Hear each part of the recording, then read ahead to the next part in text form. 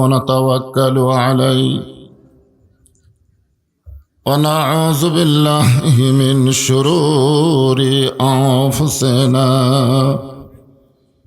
ومن سيئات أعمالنا من يهدي الله فلا مضل له ومن يضلله فلا هادي له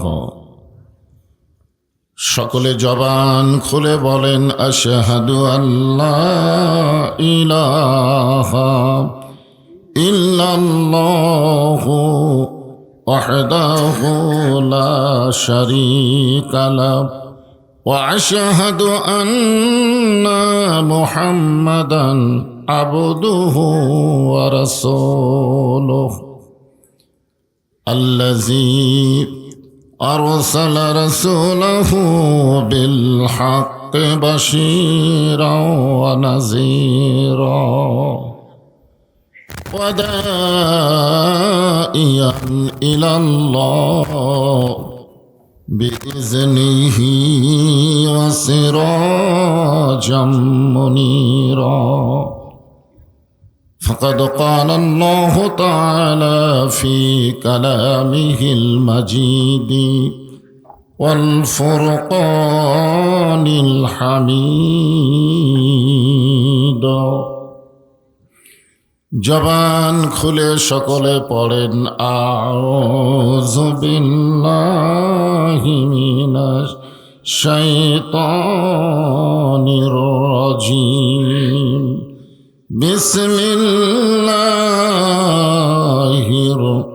রহমানির রহিম ইযা আসাবাতুহুম মুসিবাতুন ক্বালু ইন্না লিল্লাহি وَإِنَّا إِلَيْهِ راجعون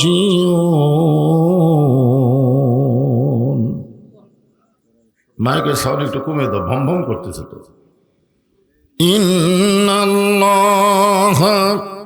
ওয়া মালাইকাতাহু ইসাল্লুনা আলান নবী يا أيها الذين آمنوا صلوا عليه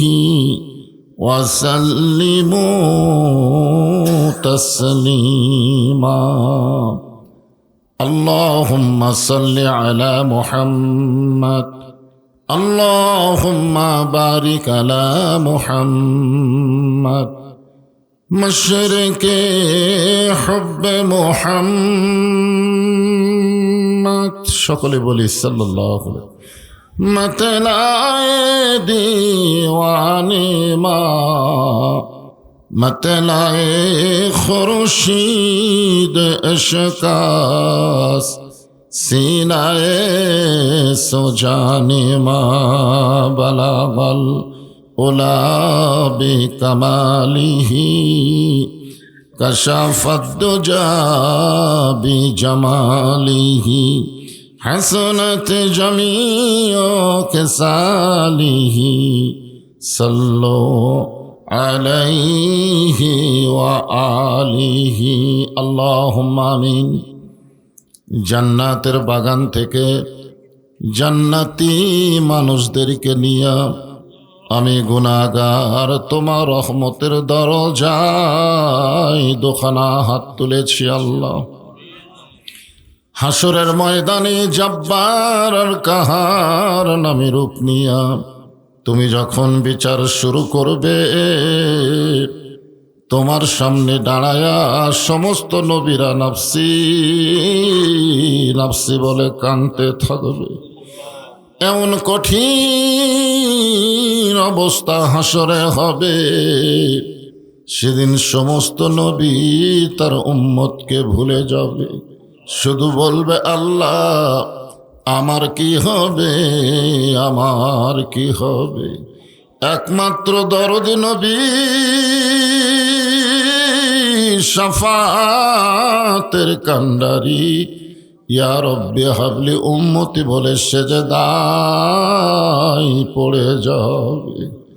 সেই কঠিন মুসিবতের সময় আজকের এই মাহফিলকে ওসিলা করে আমাদের সবাইকে রাসূলের উম্মতের কাতারে আল্লাহ কবুল করে নিও। সুবহান রাব্বিকা রাব্বিল ইজ্জাতি আম্মা ইয়াসিফুন ওয়া সালামুন আলাল মুরসালিন আলহামদুলিল্লাহি রাব্বিল আলামিন। লা ইলাহা ইল্লাল্লাহ।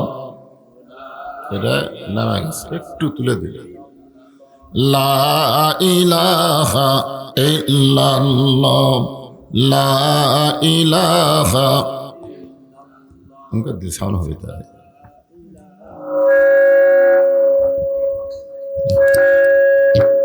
ला इलाहा ला इलाहा इल्लल्लाह, ला इलाहा। চাঁদ সূরজার গ্রহ তারা আল্লাহ নামের পাগল পারা। চাঁদ সূরজার গ্রহ তারা আল্লাহ নামের পাগল পারা। আমার আল্লাহ নামের এতই দয়া, আল্লাহ নামের এতই মায়া, লুকিয়ে রাখছেন হে আল্লাহ জোরে লা ইলাহা ইল্লাল্লাহ, লা ইলাহা। পাহাড় পর্বত নদ নদী এ নাম গাহে নীরবদি। পাহাড় পর্বত নদ নদী এ নাম গাহে নীরবদি। আমার আল্লাহ নামের এতই মধু,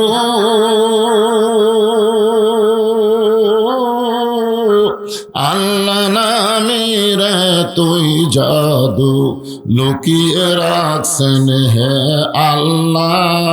লা ইলাহা ইল্লাল্লাহ, লা ইলাহা ইল্লাল্লাহ, লা ইলাহা ইল্লাল্লাহ, লা ইলাহা ইল্লাল্লাহ, লা ইলাহা ইল্লাল্লাহ, লা ইলাহা, লা ইলাহা ইল্লাল্লাহ মুহাম্মাদুর রাসূলুল্লাহ।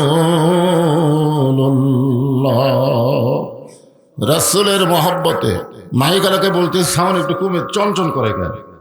জবান খুলে সমস্বরে সকলে বলি সাল্লাল্লাহু আলাইহি ওয়াসাল্লাম। আসলায় দারিদ্র বিমোচন ফাউন্ডেশন কর্তৃক আয়োজিত আজকের এই হঠাৎ তাফসিরুল কোরআন মাহফিল। হঠাৎ মানে বুঝতেইছেন তো চেহারা সুরত দেখে। আজকে আমার মাহফিল ছিল পাবনা জেলার ঈশ্বরদী উপজেলা, কিন্তু ওখানে মাহফিল করতে দেওয়া হচ্ছে না। 10 দিন আগে খবর দেওয়ার পরে ইনারা দিনের বেলা একটা তারিখ চাইছিল, কিন্তু হঠাৎ রাতের তারিখ পেয়ে খুশি হয়ে আজকের এই মাহফিল। এই জন্য বলবো হঠাৎ তাফসিরুল কোরআন মাহফিল। হঠাৎ পাড়া বোঝেন না, হঠাৎ পাড়া। আজকের এই মাহফিলে সামিয়ানা নাই, জোরে কোন কি নাই? আমরা বলি না সামিয়ানার নিচ থেকে, সামিয়ানার উপর থেকে আসমান পর্যন্ত অসংখ্য ফেরেশতা দাঁড়িয়ে আছে। আজকের সামিয়ানা বলার ক্যাপাসিটি নাই। আজকের সামিয়ানার নাম হলো আসমান। জোরে কোন সুবহানাল্লাহ। কুয়াশা পড়তেছে, অনেকে হয়তো মনে করবে যে সামিয়ানা নাই, কুয়াশা পড়তেছে, আমরা যাব না। কিন্তু আল্লাহ যদি চায়, জোরে কোন কে চায়? আমি এবছর সেপ্টেম্বর মাসে একটা মাহফিল কেবল শুরু করছি, ইতিমধ্যে বৃষ্টি শুরু হয়ে গেছে। তা আমি বললাম, আল্লাহ যদি চায় আজকের যেই শরীরে বৃষ্টি পড়লো ওই শরীরের জন্য জাহান্নাম হারাম হয়ে গেল। এ কথা যেই বলছে সবাই বসে পড়ছে, কারণ আমাদের আমল দিয়ে আমরা জান্নাত পাবো এ সাহস আমাদের কারণে। অলিমান খাফা মাকাম রাব্বিহি জান্নাতান, আল্লাহর সামনে দণ্ডায়মান হওয়াকে আমাদের বড় ভয় করা লাগবে। জোরে কোন ঠিক কিনা? আজকের মাহফিল যেই দেহের উপরে নিয়র পড়তেছে, ওই দেহের জন্য যদি আল্লাহ জাহান্নামের আগুন হারাম করে দেয় তাহলে লাভ না লস? আল্লাহ করে দিবার পারে কি পারে না? আলহামদুলিল্লাহ। আজকের এই মাহফিলের সম্মানিত সভাপতি মাসুদুর রহমান, যিনি জামাত ইসলামের পৌর আমির,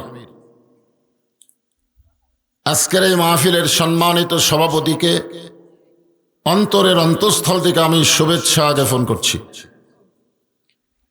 আজকের এই মাহফিলে সম্মানিত প্রধান অতিথি, আপনারা সকলেই তাকে চেনেন, জানেন। আমাদের অত্যন্ত মহব্বতের মানুষ, ইসলামী আন্দোলনের একজন বলিষ্ঠ মুরব্বী, শিবগঞ্জ উপজেলার পরীক্ষিত নেতা, সাবেক এমপি আলহাজ হজরত মাওলানা শাহাদুজ্জামান সাহেব। আজকের এই মাহফিলের সম্মানিত বিশেষ অতিথি আপনাদের পৌরসভার পৌর মেয়র নমিনি জনাব আব্দুল হালিম বিপ্লব, অধ্যাপক মহাস্থান ডিগ্রি কলেজ। আজকের এই মাহফিলের সম্মানিত সুধীজন, সম্মানিত ওলামায়ে কেরাম, সুবহানাল্লাহ বলেন। আল ওলামা ওয়ারাসাতুল আম্বিয়া, আলেমগণ হচ্ছে নবীদের ওয়ারিস, বলেন সুবহানাল্লাহ। আজকে সে আলেমকে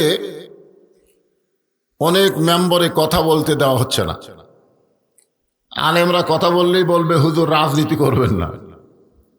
আপনারা বলেন তো, আমরা যত বড় আলেম হই, আমাদের আদর্শকে, আমাদের আদর্শ হলেন মুহাম্মাদুর রাসূলুল্লাহ সাল্লাল্লাহু আলাইহি সাল্লাম, এবং আমরা তার ওয়ারিস।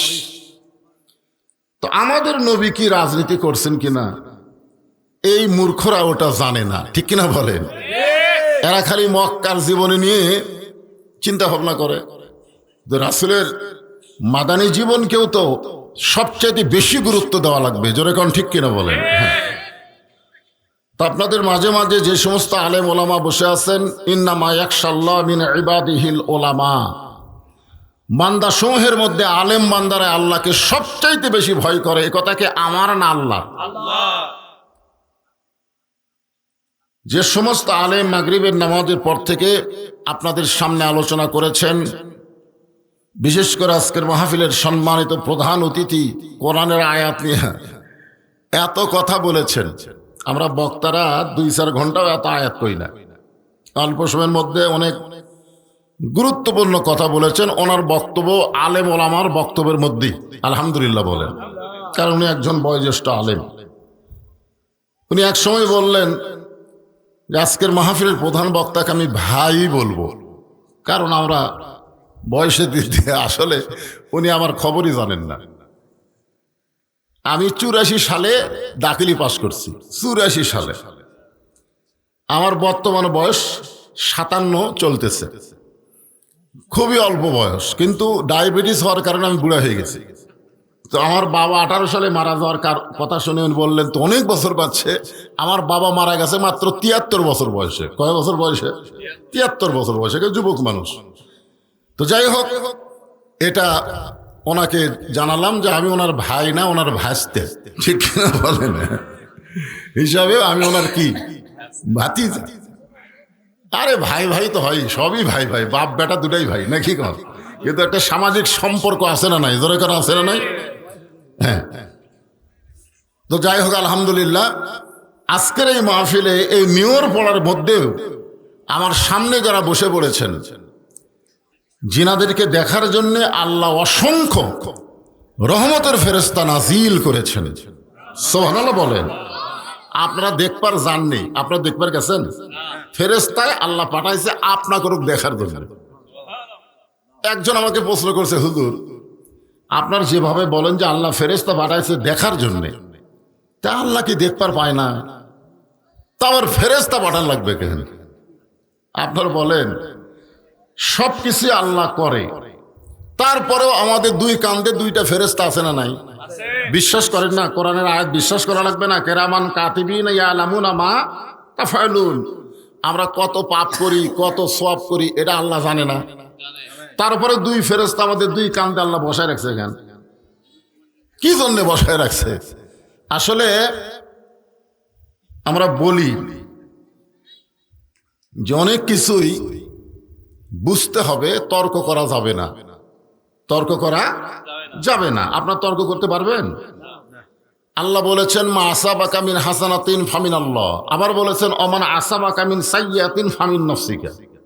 এই আয়াত যখন আমি পড়ি তখন আমি তো আশ্চর্য হয়ে যাই। আমরা এতদিন বলতাম যত খারাপ কাজ করি সমস্ত খারাপ কাজ হলো শয়তান করায়। এই কথা কিন্তু আমি অনেক জায়গায় বলেওছি যে ভালো কাজ করাই কে? আল্লাহ। যখন ভালো কাজ করাই কে আর খারাপ কাজ করাই কে? না, এটা কিন্তু হচ্ছে না। এই আয়াত অনুযায়ী এখানে বলা হচ্ছে খারাপ কাজ করে তোমার নফস, তোমার ভিতরে যে শয়তান আছে এইটাই হলো বড় শয়তান। মিন শাররিল ওয়াসওয়াসিল খান্নাস। আমাদের ভিতরে একটা শয়তান আছে না নাই? ধরে করে আছে না নাই? শয়তান ইবলিস বহু চেষ্টা করে আপনাকে মসজিদ থেকে বাইরে রাখতে পারলো না। আপনি গেলেন, ভিতরে ঢুকলেন, আল্লাহুম্মা আফতাহ আলী আবওয়াব রাহমাতিক বলে ঢুকেই বললেন ডান পা দিয়ে। তখন ইবলিস শয়তান কাঁদতেছে। এই কান্না দেখে ইবলিস শয়তানের সন্তান, মিন শাররিল ওয়াসওয়াসিল খান্নাস, এই খান্নাস কিন্তু ইবলিসের সন্তান। তো বলতেছে আব্বা আপনি কান্দেন না। কয় না, অনেক চেষ্টা করলাম মসজিদে ঢুকতে দেব না, কিন্তু ও তো বাইরে থাকলো না, তো ভিতরে ঢুকেই গেল। তখন বলতেছে ও ভিতরে ঢুকলেও মসজিদের ভিতরে ঢুকেছে, আমি খান্নাস ওকে নামাজের মধ্যে ঢুকতে দেব না। কারণ মসজিদের মধ্যে ঢুকলে কোনো লাভ নাই, ঢুকতে হবে নামাজের ভিতরে। জোরে কোন কথা ঠিক কিনা? আজকে যারা মসজিদের মধ্যে ঢোকে তারা আলেমদের বিরুদ্ধে যা তাই বলে, কিন্তু নামাজের মধ্যে যদি একবার ঢুকে যায় তখন বুঝবে নামাজই পারে, নামাজই পারে। ইন্নাস সালাতা তানহানিল ফাহশাই ওয়াল মুনকার, একমাত্র নামাজই পারে মানুষকে যাবতীয় বেহুদা খারাপি কাজ থেকে বিরত রাখতে। জোরে কোন কথা ঠিক কিনা? আজকে আমার সামনে যারা বসে আছেন আপনারা আল্লাহর অত্যন্ত খাস মেহেরবানি দয়া পাওয়া বান্দা, বলেন সুবহানাল্লাহ। আমি কিন্তু বান্দা বললাম, কি বললাম? বান্দা বললাম। কেন বললাম? কারণ বান্দা সম্পর্কে আল্লাহ বলেছেন ফাদখুলি ফি ইবাদি ওয়াদখুলি জান্নাতি। যারা বান্দা হবে তারা জান্নাতের মধ্যে প্রবেশ করবে। আপনারা বলেন তো এই মুহূর্তে আপনার যে জায়গায় বসে আছেন এই জায়গার নাম কি? জান্নাত না, রিয়াজুল জান্নাহ, বেহেশতের টুকরা, বেহেশতের বাগানের মধ্যে আপনারা বসে আছেন। তো আপনারা কি বিশ্বাস করতে পারেন না যে আল্লাহ তাআলা আমাদেরকে জান্নাতের বাগানে ঢুকালেন, ওই আল্লাহ যে আমাদেরকে জান্নাতে ঢুকাবেন এই ব্যাপারে কোনো সন্দেহ? আলহামদুলিল্লাহ। এই জান্নাতি মানুষকে আমি অন্তরের অন্তঃস্থল থেকে শুভেচ্ছা জ্ঞাপন করছি।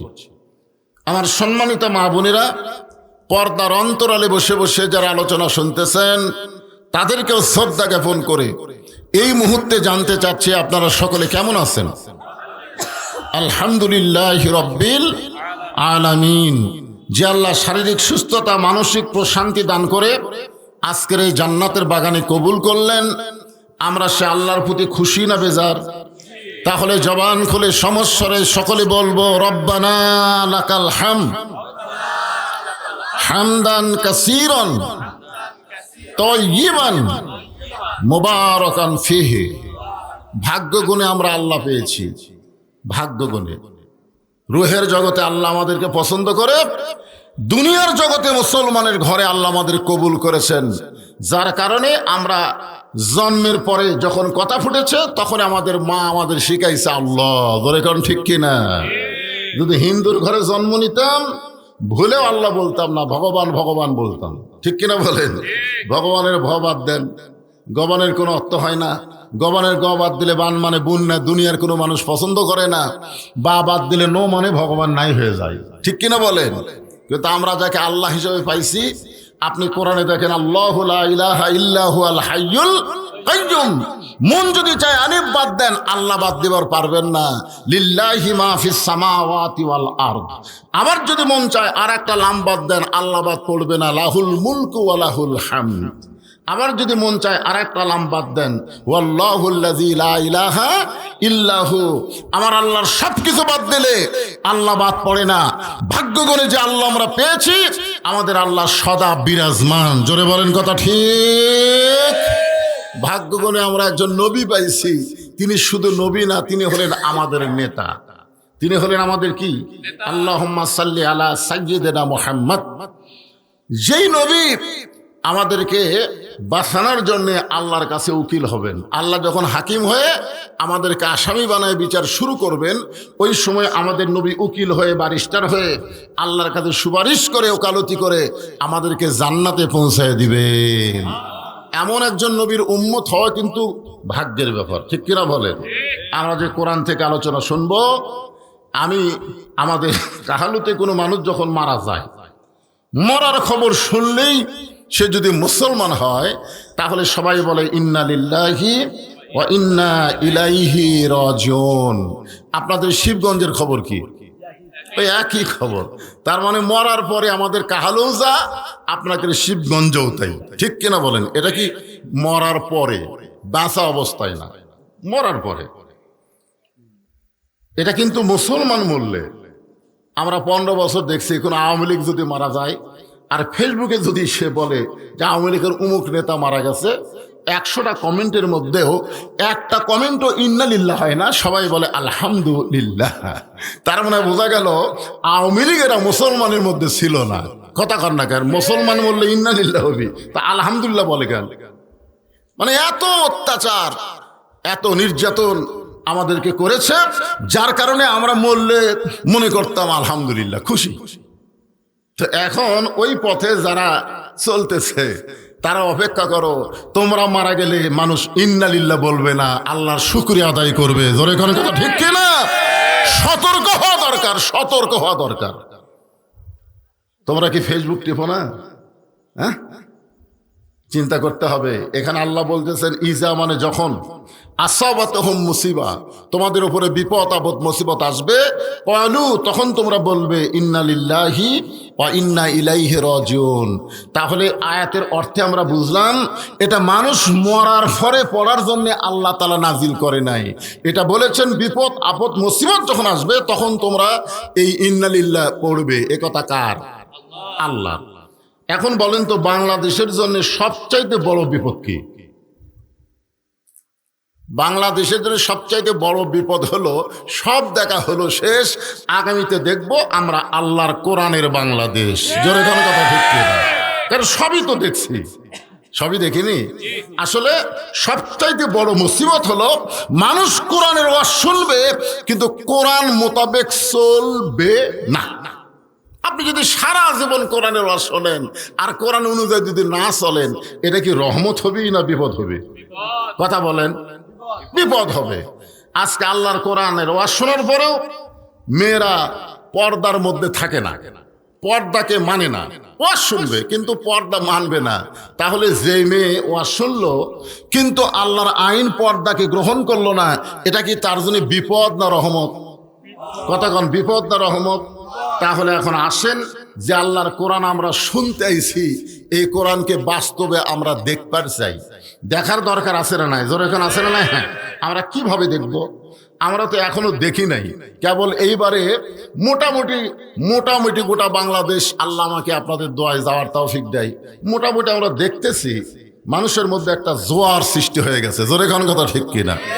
বিশেষ করে শতকরা 80% ভোট যাদের মধ্যে শতকরা 80% ভোট আছে, তারা কিন্তু এখন বলতেছে একই কথা, অনেক কিছুই তো দেখলাম রে, জীবনে একটা বার আল্লাহর কোরআনের ওয়াজ শুনি, সেই কোরআনটা আসলে দেখতে কেমন, সেই কোরআনটা আসলে দেখতে কেমন, ঠিক কিনা বলেন?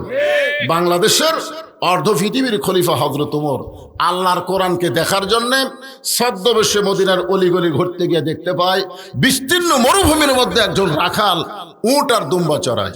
হযরত ওমর আল্লাহর কোরআনকে দেখার জন্য রাখালকে সালাম দিলেন, আসসালামু আলাইকুম রাখাল ভাই, আমার পেটে ক্ষুধা লাগছে, আমি উটের এক পেয়ালা দুধ চাই। রাখাল মুস্কি মুস্কি হাসে। ওমর ফারুক বললেন, রাখাল, আমি তোমাকে সালাম দিলাম, উটের এক পেয়ালা দুধ চাইলাম, তুমি সালামের উত্তর দাও না, উটেরও দুধ দিবা কিনা কিছুই বলো না, তুমি মুস্কি মুস্কি হাসো কেন? রাখাল বলতেছে, আগে জানতে হবে তুমি কে, সালামের উত্তর পরে দেব। একটা সুদখোর আপনাকে সালাম দিল আর আপনি বললেন ওয়ালাইকুম আসসালাম। ওই সুদ খায়, আপনি জানেন, আপনি জানেন ওই সুদ খায়। তারপর আপনি বলেন তো, সুদের 1 টাকা খাওয়া কত বড় অপরাধ? কথা কন না কেন? রাসূল সুদের পাপের সর্বপাপ, যেটা সবচেয়ে বড় পাপ আল্লাহর সাথে যুদ্ধ করা, সেটা বলেছেন। সর্বনিম্ন পাপ বলতে রাসূল 3 বার মুখ ধরছেন। সাহাবেরা বললেন, হুজুর সর্বনিম্ন কি পাপ, যে পাপ আপনি বলতে লজ্জা পাচ্ছেন? আল্লাহ রাসূল বলেন, কেমনে বলবো? নিজের মায়ের সঙ্গে ব্যভিচার করা। তাহলে চিন্তা করতে হবে। ওমর ফারুক সালাম দিলেন, উটের 1 পেয়ালা দুধ চাইলেন। রাখাল বলতে, সালামের উত্তরও পরে হবে, উটের দুধের কথাও পরে আসবে, আগে জানতে হবে তোমার পরিচয়। ওমর ফারুক চিন্তায় পড়ে গেলেন, আমি অর্ধ পৃথিবীর খলিফা, আল্লাহর কোরআন দেখার জন্যে ছদ্মবেশ ধারণ করে এখন যদি আমার পরিচয় দেই তাহলে গুমুর ফাঁস হয়ে যাবে। এমন সময় আল্লাহর কোরআন ওমরের সামনে এসে বলতেছে, ওমর, রাখাল যখন তোমার পরিচয় চাইছে, তুমি আসল পরিচয় দাও। আসল পরিচয় হলো মিল্লাতা আবিকুম ইব্রাহিম হুয়া সাম্মাকুমুল মুসলিমিন। আল্লাহু আকবার। আসল পরিচয় কি? তোমার জাতির পিতা ইব্রাহিম, যিনি তোমাদের নাম রেখেছে মুসলমান। একটা বিষয় আপনারা সতর্ক থাকবেন, একই বিষয়ে 2 জনকে পিতা বানানো যাবে না। একটা হলো জন্ম দেওয়া পিতা, কয়জন? এই জোরে কোন কয়জন? কেউ যদি বলে আমাকে 2 বাপে জন্ম দিছে, তাহলে বুঝবেন ওর জন্মের মধ্যে ভেজাল আছে। জোরে কোন কথা ঠিক কিনা? কেউ যদি বলে আদি পিতা 2 জন, আদি পিতা কয়জন? জোরে কোন কয়জন? কেউ যদি বলে আমার জাতির পিতা 2টা, তাহলে বুঝবেন ওর জাতির মধ্যেও ভেজাল আছে। জোরে কোন কথা ঠিক কিনা? জাতির পিতা একজনই, 2 জনকে মানা যাবে না, মুখে উচ্চারণ করা যাবে না। মানা তো দূরের কথা, মুসলমানের বাচ্চারা হুয়া সাম্মাকুমুল মুসলিমিন, যিনি তোমাদের নাম রেখেছে মুসলমান। তাহলে এখানে যত মানুষ আমরা পরিচয় আছি, আল্লাহ বলেছে লা তামুতুন্না, মৃত্যুবরণ করো না, ইল্লা ওয়া আনতুম মুসলিমুন, যতক্ষণ মুসলমান না হবা। আল্লাহ কখনো বলে নাই এমপি হয়ে মরো, মৌলানা হয়ে মরো, মন্ত্রী হয়ে মরো। আল্লাহ বলেছেন মুসলমান হয়ে মরো। জোরে কোন কথা ঠিক কিনা? তাহলে যত মানুষ এখানে আমরা বসে আছি, আমি যদি বলি আমাদের পরিচয় কি, সবাই কি বলবো? আচ্ছা, সবাই জবান খুলতেছেন না কেন? ভেজাল আছে? ভেজাল আছে? তাহলে আমাদের পরিচয় কি? আপনারা কিন্তু মনে করেন না যে আপনারা একলা বসে আছেন। 2টা ফেরেশতা কিন্তু কান্দত আছে না নাই? আল্লাহ ফেরেশতারা বলতেছে, আল্লাহ বক্তা বলতেছে তোমাদের পরিচয় কি? এই যে সবাই মুসলমান করলো, কিন্তু মাঝখানে এই 2-3 জনেরা কয় না কেন? তা আল্লাহ বলতেছে বলবার চাইছিল, কিন্তু ওর টুটির মধ্যে শয়তান বসে আছে। যেরকম কি বসে আছে? ওই সব স্লোগান দিবার পারে, কিন্তু আল্লাহু আকবার দিবার পারে না। যেরকম কথা ঠিক কিনা? এরকম আছে না নাই? আপনি সারাদিন সুবহানাল্লাহ সুবহানাল্লাহ সুবহানাল্লাহ সুবহানাল্লাহ আলহামদুলিল্লাহ আলহামদুলিল্লাহ বললে আল্লাহ খুশি হবে, কিন্তু শয়তান বেজার হবে না। আপনি সুবহানাল্লাহ বলেন, আলহামদুলিল্লাহ বলেন, আল্লাহ খুশি হবে, কিন্তু শয়তান বেজার হবে না। কিন্তু আল্লাহু আকবার যদি বলেন, আল্লাহ খুশি হবে, শয়তান এত দূর পালায় যাবে, রাসূল বলতেছেন তার পিছন দিকটা বাতাস বের হয়ে যাবে। সুবহানাল্লাহ জোরে কর। তাহলে আজকে আমরা ভিতর যত বড় পাপী হই না কেন, মুসলমান উচ্চারণ যদি না করি, তাহলে বুঝতে হবে আমরা মুনাফিক। আমরা কি মুনাফিক? তাহলে আমাদের পরিচয় কি? আরো জোরে। ওমর ফারুক বললেন, রাখাল, আমার পরিচয় যখন জানতে চাও, আমি হলাম একজন মুসলমান। রাখাল মুস্কি মুস্কি হাসে। ওমর ফারুক বললেন পরিচয় দিলাম, তারপর হাসো খেন। রাখাল বলতেছে আসল না নকল? মুসলমান তো পরিচয় দিলে। আপনার বলেন তো ওমর ফারুক কি ভেজাল মুসলমান? যার সম্পর্কে রাসূল বলেছেন আমার পরে কেউ যদি নবী হতো লাউ কানা ওমর, আল্লাহ উমরকে নবী বানাই দিত। আর সেই উমরকে রাখাল বলতেছে মুসলমান তো পরিচয় দিলা, আসল না ভেজাল? ওমর ফারুক বলে রাখাল মুসলমান তো মুসলমানই, এর মধ্যে আবার আসল নকল কি? রাখাল বলতেছে আসল মুসলমান যারা হবে তারা চাওয়ার ব্যাপারে সতর্ক থাকবে, দরকার হলে ফাঁসির মঞ্চে যাবে, কিন্তু রাষ্ট্রপতির কাছে বাঁচার দরখাস্ত লিখবে না। জোরে কোন কথা ঠিক না? এরকম আসল মুসলমান আমরা দেখিনি। জোরে কোন দেখেন নাই? উকিল এসে বলতে স্যার আপনি একটা দলের আমির, আপনি যদি রাষ্ট্রপতির কাছে বাঁচার দরখাস্ত লেখেন, রাষ্ট্রপতি দয়া করে আপনাকে মাফ করে দিলে আপনার ফাঁসি কার্যকর হবে না। আসল মুসলমান মুচকি মুচকি হাসতেছে। উকিল বলে হাসেন কেন? বলে হাসার কারণ হলো তুমি কার কাছে আমাকে দরখাস্ত লিখতে বলতেছো? বাঁচার দরখাস্ত লিখবো কার কাছে? বলে রাষ্ট্রপতির কাছে। বলতেছে আমি আমার জীবনে 3টা রাষ্ট্রপতিকে ক্ষমতার থাকা অবস্থায় মরা দেখছি। একটা হলো মুজিবুর রহমান, একটা জিয়াউর রহমান, একটা জিল্লুর রহমান। যারা ক্ষমতার থাকতে নিজেরাই মরে যায় তাদের কোনো মুসলমান তাদের কাছে জীবন ভিক্ষা চায় না। জোরে কোন কথা ঠিক না? তুমি যদি আসল মুসলমান হও তুমি দুধ চাইলা কার কাছে?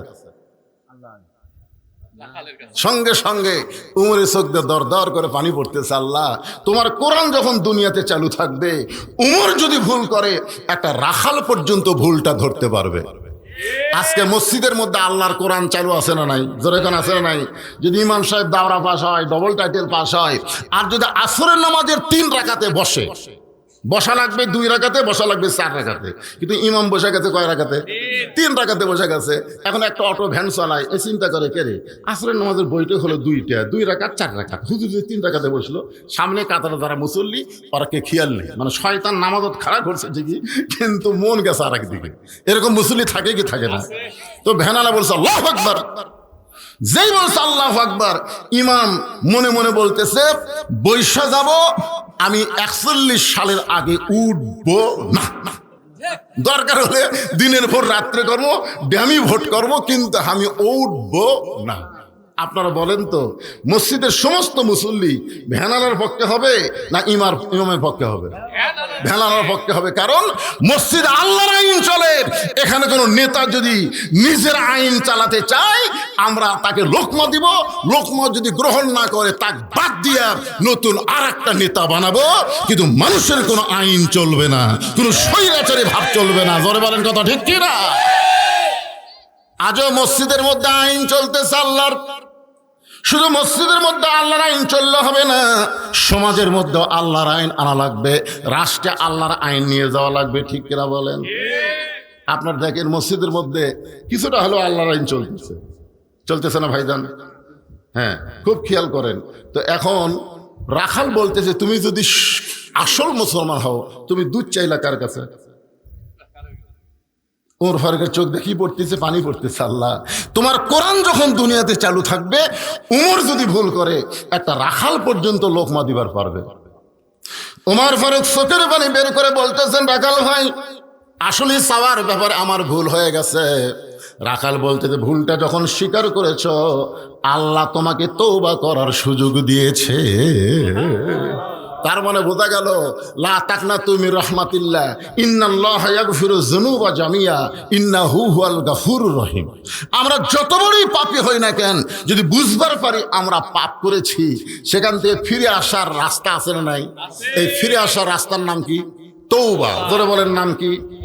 আমরা 54 বছর ভুল করেছি, 54 বছর আমরা ভুল করেছি, যেটি সেটি সিল মারছি। ধরে কোন কথা ঠিক কথা বলেন না কেন? যেখানে সেখানে মেরে দিছি, তাই বলে কি সারা জীবন তওবা করার পথ আছে না নাই? উমর ফারুক বললেন রাখাল তাহলে আমি তওবা পড়ি।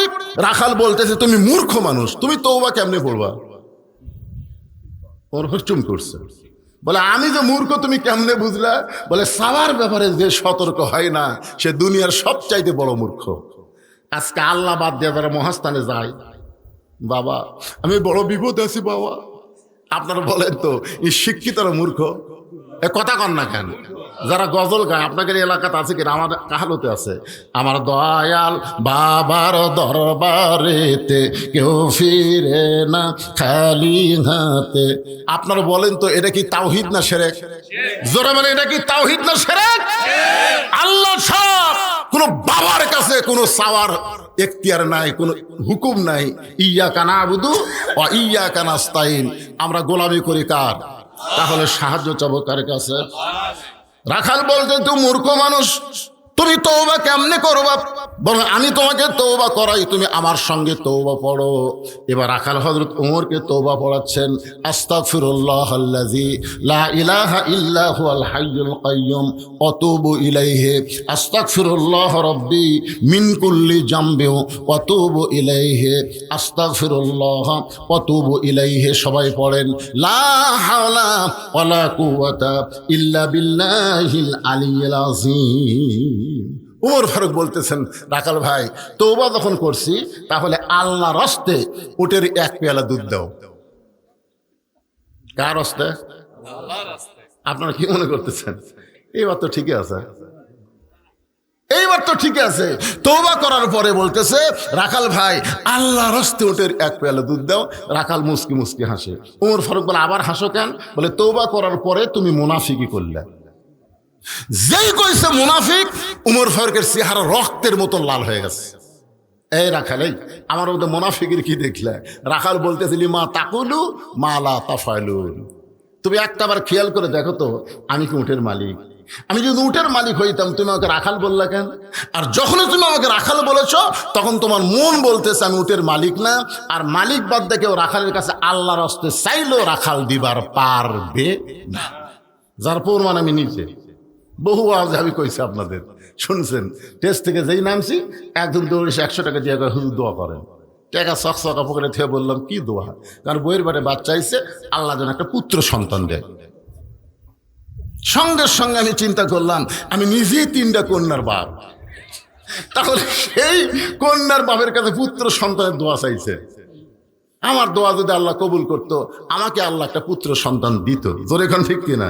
আপনারা কি মনে করছেন লাগাতার 3টা কন্যা সন্তান আছে, আমি একবার পুত্র সন্তানের দোয়া করিনি? প্রথমবারে যখন মেয়ে হলো, পেটে বাচ্চা আসলে আর বউ কয় সবসময় আল্লাহর কাছে কবা, আল্লাহ যেন এবার একটা পুত্র দেয়। আমি সব ওয়াক্তে আল্লাহর কাছে বলেছি, আল্লাহ একটা পুত্র দিও, তাও আবার কন্যা হচ্ছে। 2 মেয়ে বিবাহের পরে আবার একটা চান্স নিলাম। মনে করলাম অনেক বছর হয়ে গেছে, দেখি তো আল্লাহ একটা পুত্র দেয় কিনা। এত কিছু করতেছি, মসজিদ মাদ্রাসা এতিমখানা, আল্লাহ আবার একটা কন্যা দিল। তাহলে চিন্তা করে দেখেন, আমার দোয়া দিয়ে যদি পুত্র হয়, আল্লাহ আমাকে দিত। আমি চিন্তা করলাম যে হবে না, পকেট থেকে 200 টাকা বের করে দিলাম। ওকে, হুজুর আমি তো টাকা চাইনি, দোয়া চাইছি। পাগল, আমি 3 মেয়ের বাপ। বলে, হুজুর আমার টাকা আমার দেন, আপনার টাকা আপনি নেন। ওরা যখন টাকা দিলাম, মারছে দৌড়। আমি বললাম, কোথায় যাবি? বলে, ওই হুজুরের কাছে যাব যার পুত্র সন্তান আছে। আমি বললাম, কোনো হুজুর না, কোনো পীর না, কোনো বাবা না, পাওয়ার যদি চাও তাহলে মালিকের কাছে চাও। রাখাল বলে, পথিক। উমরকে তো আর চিনে না, পথিক হিসাবে তাকে বলতেছে, পথিক সত্যিই যদি উটের এক পেয়ালা দুধ চাও, এখান থেকে মালিকের বাড়ি হলো 10 মাইল দূরে। ওই 10 মাইল দূরে মালিকের বাড়ির দরজা দিয়ে বলো, মালিক তোমার রাখাল উট আর দুম্বা চড়াই, তুমি মালিক যদি হুকুম দাও তাহলে রাখাল আল্লাহর হস্তে উটের এক পেয়ালা দুধ দিবে। ওমর ফারুক বলে, রাখাল ভাই কষ্ট করে অত দূর যাওয়ার দরকার আমার নাই। ধরো তোমাকে 2টা টাকা দিলাম, এই 2টা টাকার বিনিময়ে তুমি উটের এক পেয়ালা দুধ দাও। রাখাল মুসকি মুসকি হাসে। ওমর ফারুক বলে, আবার হাসো কেন? বলে, হাসার কারণ হলো তুমি হযরত উমরকে চিনো। তুমি যদি হযরত উমরকে চিনতা, এরকম ব্যবসায়ীরা প্রস্তাব করতে পারত না। উমরের গুপ্ত বাহিনী যদি দূর থেকে দেখবার পাই, তুমি আমাকে 2 টাকা ঘুষ দিছো, আর আমি 2 টাকা নিয়ে মালিক বাদ দিয়ে তোমাকে উঠে এক পেয়ালা দুধ দিলাম, তাহলে তোমাকেও ধরবে আমাকেও ধরবে। এই বুড়া বয়সে তুমি ধরা পড়বার চাও? উমর ফারুক বললেন, রাখাল ভাই তাহলে চলো পাহাড়ের গুহার মধ্যে যাই, গুহার মধ্যে গিয়া তোমাকে গোপনে 2 টাকা দিব, তুমি গোপনে উটের 1 পেলা দুধ দিবা, উমরের গুপ্ত বাহিনীও ধরতে পারবে না, তোমার মালিকও জানতে পারবে না। রাখাল চিল্লায় বলে, তুমি ভণ্ড, তুমি ভণ্ড, তুমি ভণ্ড। উমর ফারুক বলে, রাখাল আমার মধ্যে ভণ্ডামের কি দেখলে? রাখাল বলে, পথিক, যেখানে উমরের গুপ্ত বাহিনী দেখতে পায় না, রাখালের মালিক জানতে পারে না, সেখানে রাখালের আল্লাহ সব দেখতে পায়। ওমর ফারুক মারছে দৌড়, এক দৌড়ে পাহাড়ের পাদদেশে গিয়া যাই নামাজ বিছাই 2 রাকাত সালাতুল শুকর নামাজ পড়ে বলতেছে, আল্লাহ তোমার কোরআন এত সুন্দর, আল্লাহ তোমার কোরআন এত সুন্দর। এতক্ষণ রাখালের ভিতরে আমি দেখেছি তোমার কোরআন। কোরআন যখন মানুষের ভিতরে থাকে, সেই মানুষটার ঈমান বলে কেউ না দেখলেও কে দেখতেছে। আজও আমাদের বাংলাদেশে এই ঈমান আমাদের হয়েছে, কেউ না দেখলেও আল্লাহ দেখতেছে। এই বিশ্বাস কখন আসবে? যখন মানুষ আল্লাহর কোরআন অনুযায়ী চলবে। ওমর ফারুক বলতেছে, আল্লাহ তোমার কোরআন এত সুন্দর, আজকে রাখাল তোমার কোরআন অনুযায়ী জীবন চালানোর কারণে কেউ না দেখলেও কে দেখতেছে। এই বিশ্বাস নিয়ে রাখালি করতেছে। রাখাল পিছনে গিয়ে বলতেছে, পথিক যতই কান্দো, যতই কান্দো, উটের দুধ আমি দিবার পারলাম না। উমর ফারুক বলে, রাখাল উটের দুধের কোনো দরকার আমার নাই, আমি শুধু জানতে চাই তুমি না দেখা আল্লাহকে কলিজার মধ্যে জায়গা দিয়া আল্লাহর কোরআন অনুযায়ী চলতেছো, এর বিনিময়ে তোমার চাহিদা কি? আপনার বলেন তো, আল্লাহর কোরআন অনুযায়ী চলার পরে আমাদের একটা চাহিদা হবে কি হবে না? জোরে এখন হবে কি হবে না?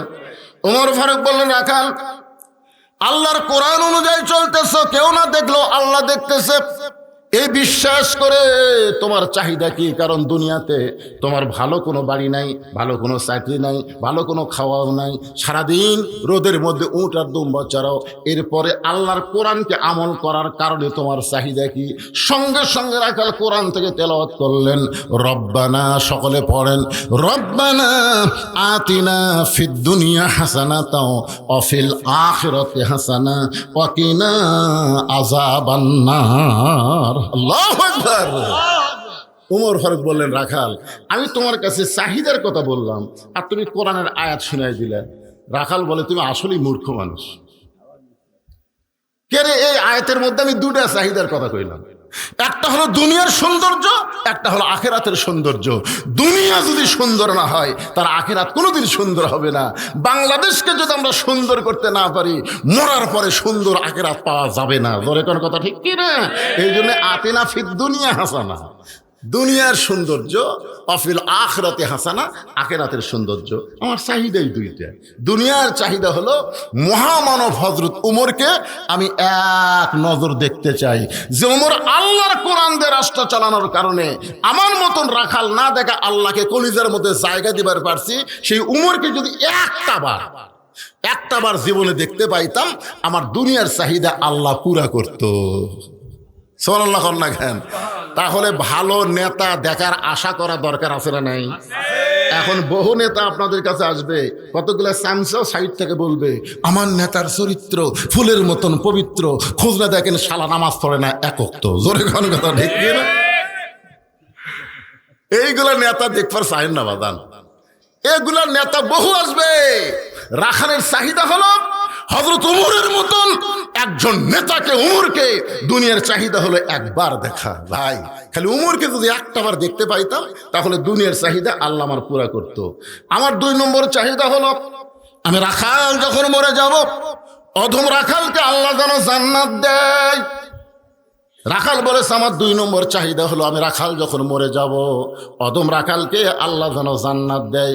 সঙ্গে সঙ্গে হয়তো উমর মারছে দৌড়, এক দৌড়ে গিয়ে রাখালের হাতটা খস করে ধরে 3 বার চুমা খাবে। কয়বার? রাখাল বলে, আমার ঘামা হাতে চুমা খেলা কেন?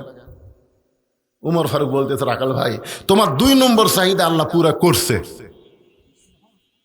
পুরা করবে না, পুরা করছে। খুব খেয়াল করেন, কতটা খেয়াল করছেন? তোমার 2 নম্বর চাহিদা আল্লাহ পুরা করছে, মরার সাথে সাথেই আল্লাহ তোমাকে জান্নাত দিয়ে দিবে।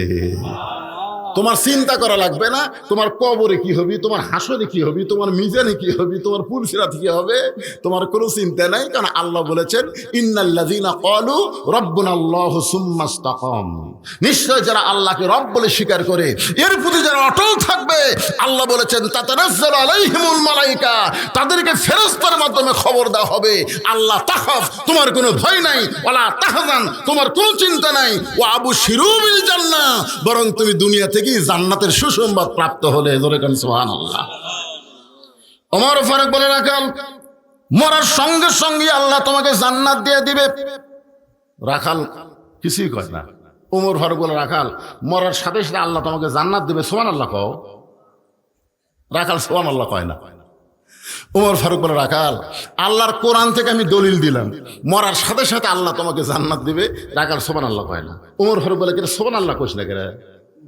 রাখাল বলতেছে, তুমি পাগল ভাবছা, মরার পরে জান্নাত পাবো এ বাকি কথা তুমি সহজেই বলতে পারলে, কিন্তু হযরত ওমরকে আমি এক নজর দেখতে পাবো এই কথা বলতে তোমার কোন জায়গাত বাজে? কারণ দুনিয়াতে উমরকে আমি দেখতে পারলাম না, আর মরার পরে আমি জান্নাতে যাওয়া ওটা পরে। দুনিয়াটা হলো নগদ, আখিরাত হলো বাকি। জোরে কোন কথা ঠিক কি না? বাল তুসিরুনাল হায়াতাদ দুনিয়া ওয়াল আখিরাতু খায়রুন ওয়া আবকা। মরে গেলে আমি জান্নাত পাবো, সুবহানাল্লাহ। কিন্তু হযরত উমরকে এক নজর দেখবো, এই নগদ কথা বলতে তোমার কোন জায়গায় বাজে? উমরের চোখ দিয়ে দর দর করে পানি পড়তেছে। যে রাখাল আমাকে তওবা পড়াইছে, যে রাখাল আমাকে মুনাফিক কইছে, যে রাখাল আমাকে ভণ্ড কইছে, এখন যদি বলি আমি উমর, বলাও সারা, হাত ফেল করে মরাও সারা। যে উমর রাস্তাতে গেলে শয়তান কয়দিন যায় না, কথা কন না কেন, কয়দিন যায় না। হায়, আল্লাহ রাসূল বলেছেন শয়তান আমার সাথে সাথে যায়। একদিন দেখি শয়তান দৌড়াই, রাসূল বলেন, কেন শয়তান দৌড়াস কেন? বলে উমর আসতেছে। কেন আমি নবীর সাথে তুই ঘুরিস আর উমরের রাস্তা দেখলে ভয় পাস? তার কারণ উমরের মধ্যে এমন কিছু একটা জিনিস আছে যেটা দেখলে খুব ভয় লাগে। সুবহানাল্লাহ বলবেন না? কি পড়াছে? তওবা পড়াছে, মুনাফিক কইছে, ভণ্ড কইছে। এখন যদি বলে আমি ওমর, বলাও সারা, রাখাল হাত ফেল করে মরাও সারা। উমর ফারুক চিন্তায় পড়ে গেলেন, আমি যে ওমর, এইটা রাখালকে কেমনে বলবো? এমন সময় আল্লাহর কোরআন ওমরের সামনে এসে বলতেছেন, উদউ ইলা সাবিলি রাব্বিকা বিল হিকমা। ওমর, তুমি যে ওমর, এটা সরাসরি যদি বলবার না পারো তাহলে হেকমতের সাথে বলো। উমর ফারুক বলেন, রাখাল ভাই, সত্যিই যদি তুমি ওমরকে দেখতে চাও তাহলে ফজরের নামাজ তোমাকে সামনে কাতারে আদায় করা লাগবে। ফজরের নামাজ যদি সামনে কাতার আদায় করো, মেহরাবের মধ্যে যেই মানুষটাকে দেখবা ইমামতি করতেছে, ওই মানুষটি হলেন হযরত ওমর। তাহলে আল্লাহর কোরআন দিয়ে রাষ্ট্র চললে নেতা খালি সংসদে গিয়ে ভাষণ দিবি না, নামাজের সময় হলে ইমামতি করার যোগ্যতাও থাকবে। জোরে কোন ঠিক কিনা? আপনাদের এলাকায় যারা নেতা হয়ে আসবে সামনে নির্বাচনে, আপনারা বলেন তো সবাই কি ইমামতি করবার পারবি? আল্লাহর কোরআন দিয়ে যখন রাষ্ট্র চলে, সত্যি যদি উমরকে দেখতে চাও তাহলে তোমাকে ফজরের নামাজ সামনে কাতার আদায় করা লাগবে। সামনে কাতারে গিয়ে দেখবা মেহরাবের মধ্যে যেই মানুষটি ইমামতি করতেছে ওই মানুষটি হলেন হযরত ওমর। রাখাল ছোট বাচ্চার মতন কান্দে। এতক্ষণ রাখাল মুচকে মুচকে হেসেছে, এইবার রাখাল কাঁদতেছে। উমর ফারুক বলে, কান্দো কেন? রাখাল বলতেছে, আমি বারান্দাত নামাজ পড়ি, আমি বারান্দাত নামাজ পড়ি, আমি মসজিদের ভিতরে ঢোকার সাহস কোনোদিন পাইনি। উমর ফারুক বললেন, কেন? বলে, মসজিদের মধ্যে দামি দামি সাহাবী থাকে, এই দামি দামি সাহাবের মধ্যে আমি অধম রাখাল কেমনে যাই? উমর ফারুক বললেন, মসজিদের মধ্যে দামি আর তুমি কম দামি, এই শিক্ষা তোমাকে দিল কে? স্টেজের উপর তুমি বক্তা, তুমি বেশি দামি, আর ভিজা মাটির উপর যারা বসে আছে এরা কম দামি, এই শিক্ষা তোমাকে দিল কে? হাসরের ময়দানে দেখা যাবে অনেক বক্তাকে আল্লাহ তক্তা বানায় জাহান্নাম দেবে, অনেক শ্রোতাকে আল্লাহ ওয়াজ আমল করার কারণে বিনা হিসাবে জান্নাত দিয়ে দিবে। ধরে কোন কথা ঠিক না? আল্লাহ কোরআনে বলেছেন, ইন্না আকরামাকুম ইনদাল্লাহি আতকাকুম। ওই ব্যক্তি সবচাইতে দামি হয় যার কলিজার মধ্যে আল্লাহর বেশি ভয়। তুমি রাখাল বারান্দার নামাজ পড়ো, তুমি কম দামি, আর মসজিদের মধ্যে যারা নামাজ পড়ে এরা বেশি দামি, এই ভুল তোমাকে বুঝালো কে? সত্যই যদি উমরকে দেখতে চাও তাহলে তোমাকে সামনে কাতারে নামাজ আদায় করা লাগবে। এখন তুমি কি বলবা বলো? রাখাল বলতেছে, তাহলে আজকে এশার নামাজ পড়ে আর আমি বাড়ি যাচ্ছি না। এই খুব খেয়াল করেন, ওমর ফারুক বললেন কেন? বলে এশার নামাজ পড়ে যদি বাড়ি যাই, ফজর যদি সামনে কাতারে না পাই। ওমর ফারুক বললেন রাখাল, তুমি কি জানো 5 ওয়াক্ত নামাজের মধ্যে 3 ওয়াক্ত নামাজ তাড়াতাড়ি আর 2 ওয়াক্ত লম্বা? এটা কি তুমি জানো? আসর, মাগরিব, এশা, দেখেন 1 ওয়াক্ত শেষ না হতেই আর 1 ওয়াক্ত আসে হাজির। এশার কিছুক্ষণ পরে, মাগরিবের কিছুক্ষণ পরে দেখেন এশার আযান। আজকে দেয়নি কতক্ষণ? তাহলে এই 3 ওয়াক্ত নামাজ তাড়াতাড়ি হয়। আর এশা থেকে ফজর, ফজর থেকে জোহর, এই 2 ওয়াক্ত লম্বা কেন? রাখাল বলে আমি তো জানি না। উমর ফারুক বললেন তাহলে শোনেন রাখাল ভাই, আপনি ফজর থেকে জোহর লম্বা সময় আল্লাহ দেওয়ার কারণ হলো এই সময়ের মধ্যে আপনি চাকরি বাকরি করবেন, ব্যবসা বাণিজ্য করবেন, খেতে খামারে কাজ কাম করবেন। এইগুলো করতে গিয়ে আপনার দেহের যে ক্ষয় হবে, এশা থেকে ফজর আল্লাহ লম্বা সময় দিচ্ছে। ওই লম্বা সময়ের মধ্যে আপনি ঘুম পারলে ওই ক্ষয়টা আল্লাহ ঘুমের মাধ্যমে পূরণ করে দিবে। নাওমাকুম সুবাতা, ঘুম হলো আল্লাহর নিয়ামত। জোরে কোন সুবহানাল্লাহ। তাহলে এশা থেকে ফজর যদি সামনে কাতারে দৌড়বার চান, আপনার সুগত যদি ঘুম ধরে, রাখাল বলতে যে ঘুম যদি ধরে তাহলে মসজিদের এক সাইডে ঘুমায় যাব। যদি ধরে তাহলে মসজিদের এক সাইডে ঘুমায় যাব। উমর ফারুক বললেন রাখাল, মসজিদের মধ্যে ঘুম পাড়ার দলিল দাও। আপনি যে মসজিদের মধ্যে ঘুম পাড়বেন তার একটা দলিল থাকা লাগবে। কথা কন না কেন ভাই? আজকে মসজিদের মধ্যে কোরআনের দর্শ দেয়, শালারা দেখবার পারে না, নাস্তিকের বাচ্চারা কোরআনের দর্শ দেয়, এইটা ওদের পছন্দ হয় না। একদল সারা বছর ঘুমায়, ওই শালা করে কিছু কয় না। কথা কন না কেন? কথা কন, হক কথা বলা লাগবে। কথা সবেল হক, হক কথা বলবেন না কি বলবেন? যদি ঘুম ধরে তুমি কি করবা? ঘুম তো দূরের কথা, জোহরের নামাজ পড়ে সবাই বাড়িতে গেছে, এরা 3 জন 4 ফ্যানতে গল্প করতেছে, 1-1 ঘন্টা হয়, গল্প শেষ হয় না। ফেরেশতারা বলতেছে আল্লাহ সবাই বাড়িতে গেল, এরা 3 জন মানুষ 4 ফ্যানতে গল্প করতেছে, এর কি রেজাল্ট কি? আল্লাহ বলতেছে এরা গল্প করার সময় মাথার উপর দিয়ে ফ্যান ঘুরেছে, এই ফ্যানের কারেন্টের বিল এরা আলাদাভাবে না দেওয়া পর্যন্ত এরা জান্নাতে যাওয়ার পারবে না। কারণ মসজিদের বাপের ঘর না যে ইচ্ছা মতো গল্প মারবি। ধরে কোন কথা ঠিক কিনা? ফাইজা কুদিয়াতিস সালাহ ফান্তাশিরু ফিল আরদ, নামাজ হয়ে গেছে, মসজিদের মধ্যে কি আলুর দাম কম দেখে গল্প মারবে? সামনে আবার কি আবাদ করবে?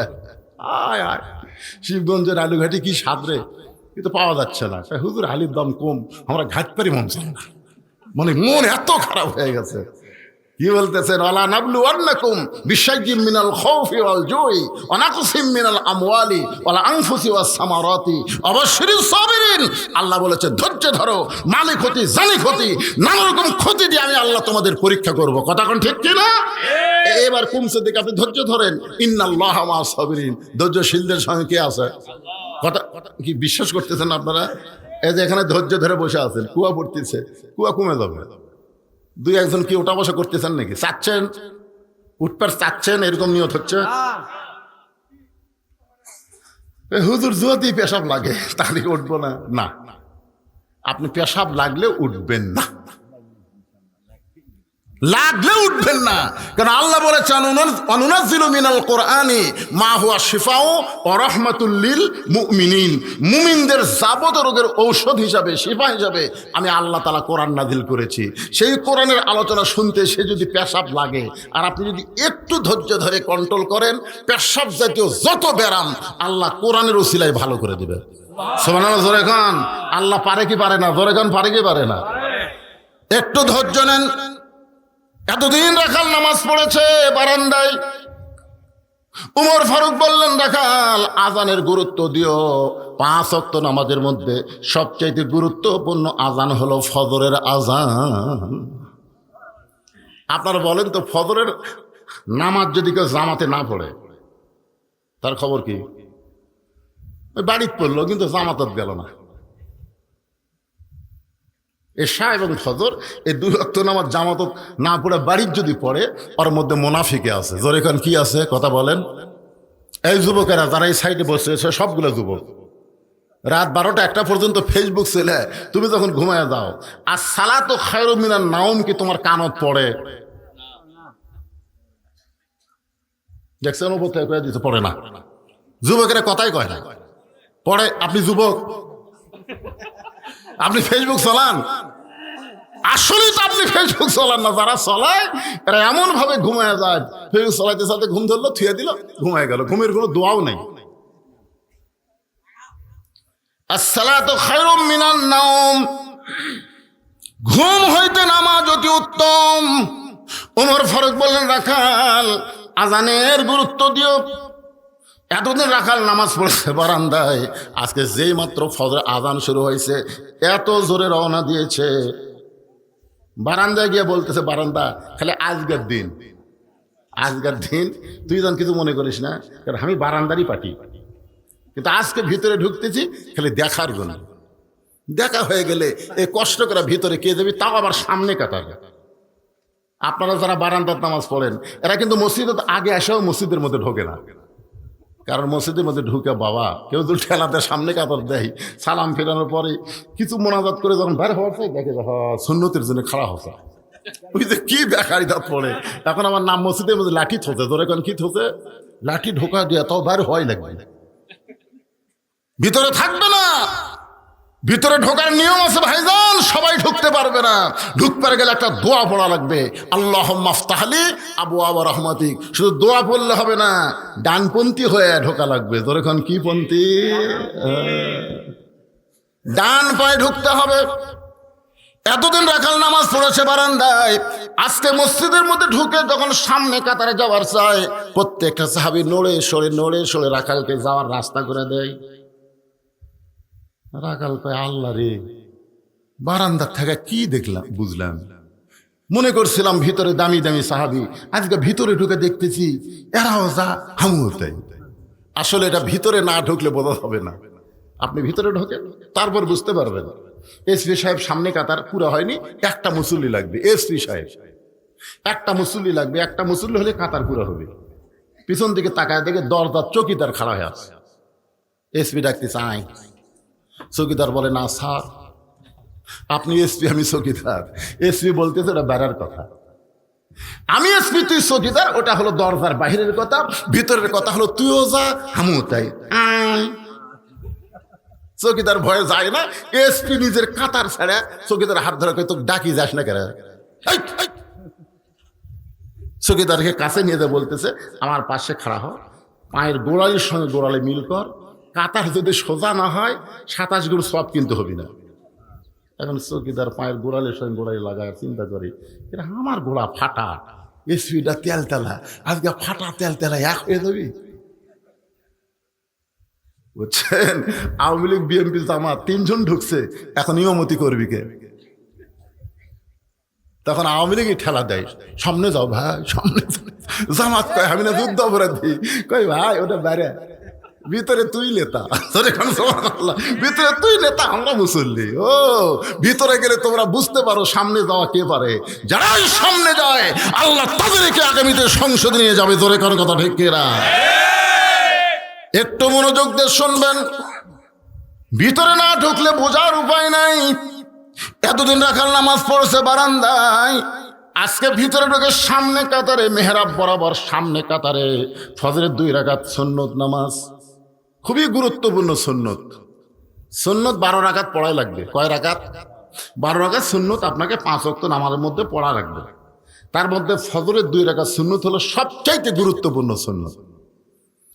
রাসূল বলেছেন, আসমান জমিন বিক্রি করেও ফজরের 2 রাকাত সুন্নতের সমান হবে না। জোরে কান সুবহানাল্লাহ। জোহরের 6 রাকাত, আগে 4 পরে 2, মাগরিবের পরে 2, এশার পরে 2, আর ফজরের আগে 2, এ কত হলো? 12 রাকাত। রাখাল ফজরের 2 রাকাত সুন্নত নামাজ আদায় করে চুপটি করে বসে আছে, যে আজকে আমার জীবনের আশা আল্লাহ পুরা করবে, আজকে মেহরাবের মধ্যে হক ওমরকে আমি দেখতে পাবো। আশা নিয়ে রাখাল বসে আছে এমন ভাবে, হঠাৎ একজন সাহাবী মসজিদের মধ্যে ঢুকে দেখে জায়গা দখল। এতদিন ওই জায়গায় যে সাহাবী নামাজ পড়তো সেই জায়গা একজন বসে আছে। ওই সাহাবীর নাম হলো ওসমান গনি। জোরে কোন নাম কি? আল্লাহ রাসূল বলেছেন, আমি যখন ইমামতি করব, তখন আমার পিছনে যিনি দাঁড়াবে তার নাম হলো আবু বকর। আবু বকর যখন ইমাম হবে, আবু বকর বরাবর যিনি পিছনে দাঁড়াবে তার নাম হলো উমর। উমর যখন ইমাম হবে, উমর বরাবর যিনি পিছনে দাঁড়াবে তার নাম হলো ওসমান। ওসমান যখন ইমাম হবে, ওসমান বরাবর যিনি পিছনে দাঁড়াবে তার নাম হলো আলী। আলী যখন ইমাম হবে, আলী বরাবর পিছনে, রাসূল আর কারোর নাম কয় না। সাহাবারা বললেন, ইয়া রাসূলুল্লাহ, হযরত আলী যখন ইমাম হবে, আলী বরাবর পিছনে কে দাঁড়াবে? সঙ্গে সঙ্গে রাসূল বললেন, মা ইয়ানতিকু আনিল হাওয়া ইন হুয়া ইল্লা ওয়াহয়ুন ইউহা। আমি রাসূল ততক্ষণ পর্যন্ত বলতে পারি না যতক্ষণ আল্লাহ না বলায়। ওই আলী পর্যন্ত হলো খোলাফায়ে রাশেদিন। তাহলে উমর ফারুক বরাবর যিনি পিছনে দাঁড়াবে তার নাম কি? এই ওয়াজ শুনে কি বুঝলেন? নাম কোন? ওসমান গনি। কিন্তু আসে দেখে জায়গা দখল। আল হায়াউল ওসমান। রাসূল বলেছেন, আমার সাহাবীর মধ্যে সবচাইতে শরম বেশি, নরম বেশি নাম হলো ওসমান। জোরে কোন সুবহানাল্লাহ। একটা লোক বসে আছে, তাকে কোয়ার সাহস লাগছে না, আমার জায়গায় বসলি কেন? বরং ওসমান গনি কাছে এসে দেখে রাখালের পাশে ফাঁকা জায়গা, ওই ফাঁকা জায়গা 2 রাকাত সুন্নত নামাজ পড়ে 3 বার রাখালের দিকে তাকাইছে। কয়বার? 3 বার। কি জন্য কন্ত? যে জীবনে কোনোদিন দেখে নাই। আজকে প্রথম আমার জায়গা দখল করে যে লোকটা বসে আছে। বেহায়া যারা বেহায়া, তারা কিন্তু একবারই তাকে থাকবি, কার বউরে। আর যাদের শরম বেশি, হঠাৎ যদি চোখত পড়ে, কুল্লিল মুমিনিনা ইয়াগুদ্দু মিন আবসারিহিম, সঙ্গে সঙ্গে তার নজর নিচের দিকে যাবে। জোরে কথা কর না কেন? ওসমান গনি 3 বার রাখালের দিকে তাকাইছে। একটা মূর্খ মানুষের দিকে যদি আপনি বারবার তাকান, তাহলে মূর্খ মানুষ খুশি হয় না, রাগ করে? মূর্খ মানুষের দিকে আপনি তাকান না কেন? দেখেন কি রাগ করে। রাখাল, এই মিয়া, বারবার আমার দিকে তাকাও মিয়া। ওসমান গনি লাভ ধরে বলতেছে, ভাইজান, কোনোদিন আপনাকে সামনে দেখি নাই, আজকে প্রথম দেখতেছি, এই জন্য বারবার তাকাইছি। আপনি এত গরম হওয়ার কারণ? রাখাল বলতেছে, আমি গরম হওয়ার কারণ আছে তো, আমি একজন রাখাল। যেই বলছে আমি একজন রাখাল, ওসমান গনি মুচকি মুচকি হাসতেছে। হাসার কারণ, তোমাকে কি হলো বাবা? এই এমনি তো সামনে ঢিঙ্গা দিয়ে ওরা দেখতে পাচ্ছে না।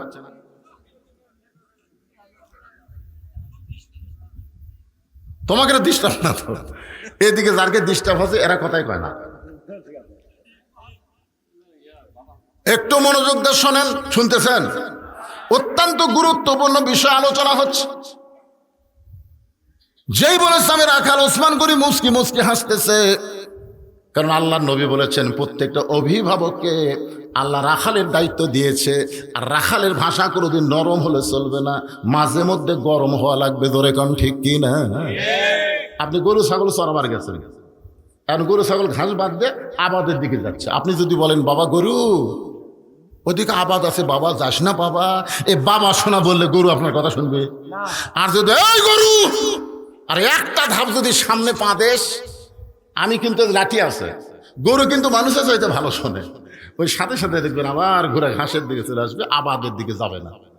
এখন আপনি চিন্তা করতেছেন, হুজুর আমার তো আর গরু ছাগল নাই, তাহলে আমি কার উপর রাখালি করব? আপনি চোখ বন্ধ করে দেখেন আছে, চোখ বন্ধ করে দেখেন আছে। একটু রূপও করতে আমি বলতেছি, আপনার বাড়িতে 50 বছরের একটা গাভী আছে, আমার বাড়িতে আছে, আছে। এই গাভী হলো আপনার বউ। হাসতেছেন কেন? আপনার বাড়িতে 22 বছরের একটা আইডিয়া আছে, আইডিয়া মানে আপনার ছেলে। আমি কিন্তু বলছি রূপও করতে বোঝানোর জন্য। 17 বছরের একটা বোকনা আছে, বোকনা মানে একটা মেয়ে। আপনি বলেন তো, এই 3টার উপরে আপনার রাখালি করার দায়িত্ব আছে না নাই? আপনি সামনে কাতারে ঈশার নামাজ পড়লেন, আপনি ভাবতেছেন আমার মতন সৌভাগ্যবান কে রে, আজকে সামনে কাতারে নামাজ পড়ছি। সামনে কাতার নামাজ পড়ে বাড়ির দিকে যাচ্ছেন আর নিয়ত করছেন, বাড়িতে যাই দেখবো আমার বউ ঈশার নামাজ পড়ে হয় কোরআন শরীফ পড়তেছে, নাই তসবিহ টিপতেছে। এই নিয়ত করে বাড়ির মধ্যে যেই ঢুকছেন, দেখেন ঘরের কোণা থেকে শব্দ আসতেছে, হরি হরি হরি হরি লো লো লো লো লো লো। আমি একজন মুসলমান, সামনে কাতারের মুসল্লি, আর আমার বাড়িতে হরি হরি লো লো লো লো। ব্যাপার কি? যায় দেখেন আপনার 50 বছরের গাভী, আপনার বউ ভারতের স্টার জলসা দেখতেছে। আপনি বলেন তো, ওই সময় আপনি কি সুবহানাল্লাহ বলবেন? ইজা আসাবাতাহুম মুসিবাতুন ক্বালু ইন্না লিল্লাহি ওয়া ইন্না ইলাইহি রাজিউন। মানুষ বললে আমরা ইন্না লিল্লাহি বলি, আর আপনার বউ টিভি দেখতেছে, আপনি বলবেন ইন্না লিল্লাহি ওয়া ইন্না ইলাইহি রাজিউন। মুসলিম করতে কেন? কে মারা গেছে? আরে পাগলি, এটা মরার দোয়া না রে, এটা মরার দোয়া নয়। তুই যে কাম করতেছ এই মুহূর্তে আমার চাইতে বড় বিপদ আর কেউ নাই। কথা কোন বড় বিপদে কেউ আছে? কাছে গিয়ে আপনি আসতে বসবেন, আস্তে করে বলবেন, জানিস যে স্টার জলসা জি বাংলা দেখতেছিস, ওই ভারত আমাদের 400 বছরের পুরাতন বাবরি মসজিদ ভাঙ্গা রাম মন্দির বানাচ্ছে। যারা আমাদের মসজিদ ভাঙ্গা রাম মন্দির বানালো তাদের কোন চ্যানেল মুসলমানের ঘরে চলতে দেওয়া যাবে? আপনার বউ হাত ধরে বলবে, ওরা মসজিদ ভাঙ্গা মন্দির বানাচ্ছে, এই রাখালি তো কোনোদিন করেননি। এই কথা তো আমারই বলেন নাই। আজ থেকে ভারতের চ্যানেলকে আমি তালাক দিয়ে দিলাম। ভারত বয়কট। জোরে কান ভারত, আরো জোরে কান, কথা কন না কেন, ভারত বয়কট। ওরা বলছিল না আমরা আলু বন্ধ করে দিলাম, আমরা পেঁয়াজ বন্ধ করে দিলাম, আমরা এটা বন্ধ করে দিলাম, চিনি বন্ধ করে দিলাম। ইউনূস সরকার তোরা বন্ধ করে দিয়ে কি করবি? ইউনূস নবীরে খাইলো মাছেতে গিলিয়া, ফেরেশতা পাঠাইলেন আল্লাহ ইসমে আজম দিয়া, দমে দমে সে হরদম পড়ে সে ইসমে আজম, মাছেরই উদর হইতে বাঁচাইল প্রাণ। যদি ইউনূস নবীকে আল্লাহ মাছের উদর থেকে বাঁচাবার পারে, আমাদের ডক্টর ইউনূসকে ভারত যতই চক্রান্ত করুক তাকে ধরতে পারবে না। বাংলাদেশ তর গতিতে আল্লাহ আগায় নেবে। জোরে বলেন কথা ঠিক কিনা? এই জন্য ভারত, আমি যাই বলবো ভারত, আপনার বলবেন বয়কট ভারত। যারা বলবে না কি আপনারা বলেন তো, আলুর দাম কি কমিছে না বাড়িছে? পেঁয়াজের দাম কম না বেশি? চিনির দাম কম না বেশি? তোরা বন্ধ করে দিলেও আসমান থেকে আল্লাহ রিজিক দিবে। ওমা মিন দাব্বাতিন ফিল আরদি ইল্লা আলাল্লাহি রিজকুহা। বিচরণশীল যত প্রাণী আছে সমস্ত রেজেকের দেওয়ার মালিককে, জবান খোলের মালিককে। এখন আপনার বাড়িতে 22 বছরের একটা আইডিয়া আছে, মানে ছেলে আছে, আপনি দেখতেছেন আপনার ছেলে এমন একটা ফুল প্যান্ট পরে মহাস্থান ডিগ্রি কলেজে গেছে, যে ফুল প্যান্ট পরে বসা থেকে পেশাব করা যায় না। এই একটু মনোযোগ দিয়ে শোনেন, আপনার ছেলে এই ফুল প্যান্ট পরে গেল, সন্ধ্যার সময় বাড়িতে আসলো, তো বাবা হিসাবে আপনার রাখালি করার দরকার আছে না নাই? যদি লোকমান হাকিম তার ছেলেকে সুন্দর উপদেশ দেওয়ার কারণে কোরআনে একটা সূরাই দিছে লোকমান, অথচ লোকমান কিন্তু আল্লাহর নবী না, কিন্তু তার নসিহতটা আল্লাহর কাছে এতই ভালো লাগছে, যাচ্ছেন জান, তা অনেক সময় বসে আছিল, কিন্তু শেষে মজা আছিল, সেই মজা,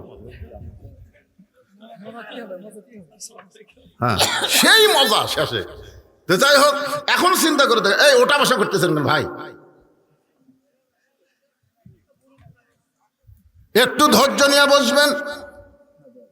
আল্লাহর বান্দারা, যে কথা বলতেছে আপনার ছেলে যদি নষ্ট হয়ে যায়, ছেলের জন্য আল্লাহ আমাকে ধরবে, আগে বাপক ধরবে। কারণ আল্লাহ বলেছেন কু আনফুসাকুম ওয়া আহলিকুম নার, জাহান্নামের আগুন থেকে যদি বাঁচতে চাও তোমার আহাল পরিবার নিয়ে বাঁচা লাগবে। হুকুম কার? তাহলে সন্ধ্যার সময় আপনি জিজ্ঞাসা করলেন, বাবা এদিকে আসো তো, ছেলেটা আসলো, আপনি বলতেছেন তুই যে সকালবেলায় ফুল প্যান্ট পরে মহাস্থান ডিগ্রি কলেজে গেলি, সন্ধ্যার সময় তুই বাড়িতে আসলি, তোর কি পেশাব লাগেনি? বলতেছে আব্বা পেশাব তো 2-3 বার করছি। তুই কেমনে করলি? এই ফুল প্যান্ট পরে তো বসা যায় না, তুই তাহলে কেমনে করলি? তখন বলতেছে আব্বা আপনি একজন বাপ হয়ে এই কথা শুনবার চাচ্ছেন, আপনার শরম লাগতেছে না? দাঁড়ায় পেশাব করছি। বাপ বলতেছে দাঁড়ায় পেশাব করা তো কুত্তার চরিত্র, তুই মানুষ হয়ে কুত্তা কেমনে হলি? এখন থেকে ফুল প্যান্ট তৈরি করবি, ঢিলা ঢালা, নাভির উপর থেকে মাপ দিবি, টাকনুর উপর পর্যন্ত মাপ দিবি। যেরকম কথা ঠিক কিনা? আপনার ছেলেকে এরকম নসিহত করার দরকার আছে না নাই? যেরকম আছে না নাই? আপনার মেয়ে হাইহিল পরে কিলকিল করে গোটা পাড়া ঘুরতেছে, আপনি ডবল হাসি। আপনার মেয়ের জন্যে অনেক ছেলেরা মিস কল মারতেছে। আপনার মেয়েকে আমার ওয়াজ দিয়ে ভালো করা যাবে না, আপনার নিজের ওয়াজ করা লাগবে। রাসূল ঘরের মধ্যে গিয়া দেখে ফাতেমা 2টা চুড়ি হাতে দিয়ে মুচকি মুচকি হাসতেছে, বয়স হলো মাত্র 9 বছর। 9 বছরের ছোট্ট ফাতেমা হাতের মধ্যে চুরি দিয়ে মুচকি মুচকি হাসতেছে। ফাতেমার হাসি দেখে আল্লাহর নবী আর ঘরের মধ্যে ঢুকলেন না, তিনি ঘর থেকে বাইরে গেলেন। ফাতেমা চমকে গেল, যে বাবা ঘরের মধ্যে ঢুকে আমাকে মা মা বলে আদর করে, সেই বাবা কেন ঘরের মধ্যে ঢুকলো না? বারান্দায় গিয়ে দেখে নবীর চোখ দিয়ে দর দর করে পানি পড়তেছে। ফাতেমা বললেন, বাবা কি দুঃখ আপনার মনে, কেন কাঁদতেছেন? রাসূল বলে, ফাতেমা যে দুনিয়াতে সাজবে মা, আল্লাহ তার আখিরাতের সাজ কমায়া দিবে। বেশি কিছু বলা লাগে নাই, এইটুকু বলার সঙ্গে সঙ্গে ফাতেমা হাতের চুরি খুলে মাটি ফাইলা দিলেন। নবী দৌড়ে গিয়ে চুরি দুইটা করে জামার পকেটের মধ্যে ঢুকাই ফেললেন। ফাতেমা বললেন, বাবা যেই চুরি হাতে দেওয়ার কারণে আপনি ঘরের মধ্যে ঢুকলেন না, বারান্দায় কাঁদতেছেন, সেই চুরি ফেলে দিলাম, আপনি পকেটের মধ্যে কেন ঢুকালেন? রাখালি কারে করে দেখেন। রাসূল বললেন, ফাতেমা এই চুরি আমি যত্ন করে রাখবো মা। একদিন তোর নাকে নাকফুল পরানো হবে, একদিন তোর কানে কানের দুল পরানো হবে, একদিন তোর গলায় মালা পরানো হবে। ফাতেমা বললেন, বাবা কবে কবে? আল্লাহ রাসূল বললেন, যেদিন তোমার বিবাহ হবে। ও ফাতেমা, মেয়েরা কেবলমাত্র এক ব্যক্তির জন্য সাজতে পারবে মা, সেই ব্যক্তি হলো তার স্বামী। স্বামী ছাড়া অন্য কোনো পুরুষের জন্য মেয়েদের সাজা চলবে না। স্বামী ছাড়া অন্য কোনো পুরুষের জন্য মেয়েদেরকে আল্লাহর আইন পর্দা করা লাগবে। ধরে বলেন কথা ঠিক কিনা? অকরনা ফি বুয়ুতিকুন্না ওয়ালা তাবাররাজনা তাবাররুজাল জাহিলিয়াতিল উলা। মেয়েরা সাজুগুজু করে রাস্তায় বের হয় না, এ কথা কার? আরো জোরে বলেন। তাহলে আপনার বিবির উপরে, ছেলের উপরে, মেয়ের উপরে রাখালি করার দরকার আছে না নাই? ওসমান গনি আস্তে করে বসে বললেন, ভাইজান আমি একটু কষ্ট পাইনি, একটু মন খারাপ করিনি, তোমার কাছে জানতে চাচ্ছি, কোনোদিন তোমাকে সামনে কাতারে দেখিনি, আজকে প্রথম দেখতেছি। রাখাল বলতেছে, আজকে প্রথম কাতারে আইছি দেখার জন্য, আমি বারান্দার নামাজ পড়ি। আজকে প্রথম কাতারে আসছি আমি দেখার জন্য, আমি কুটি নামাজ পড়ি, বারান্দার নামাজ পড়ি। আজ দেখা হলে আর আসবো না।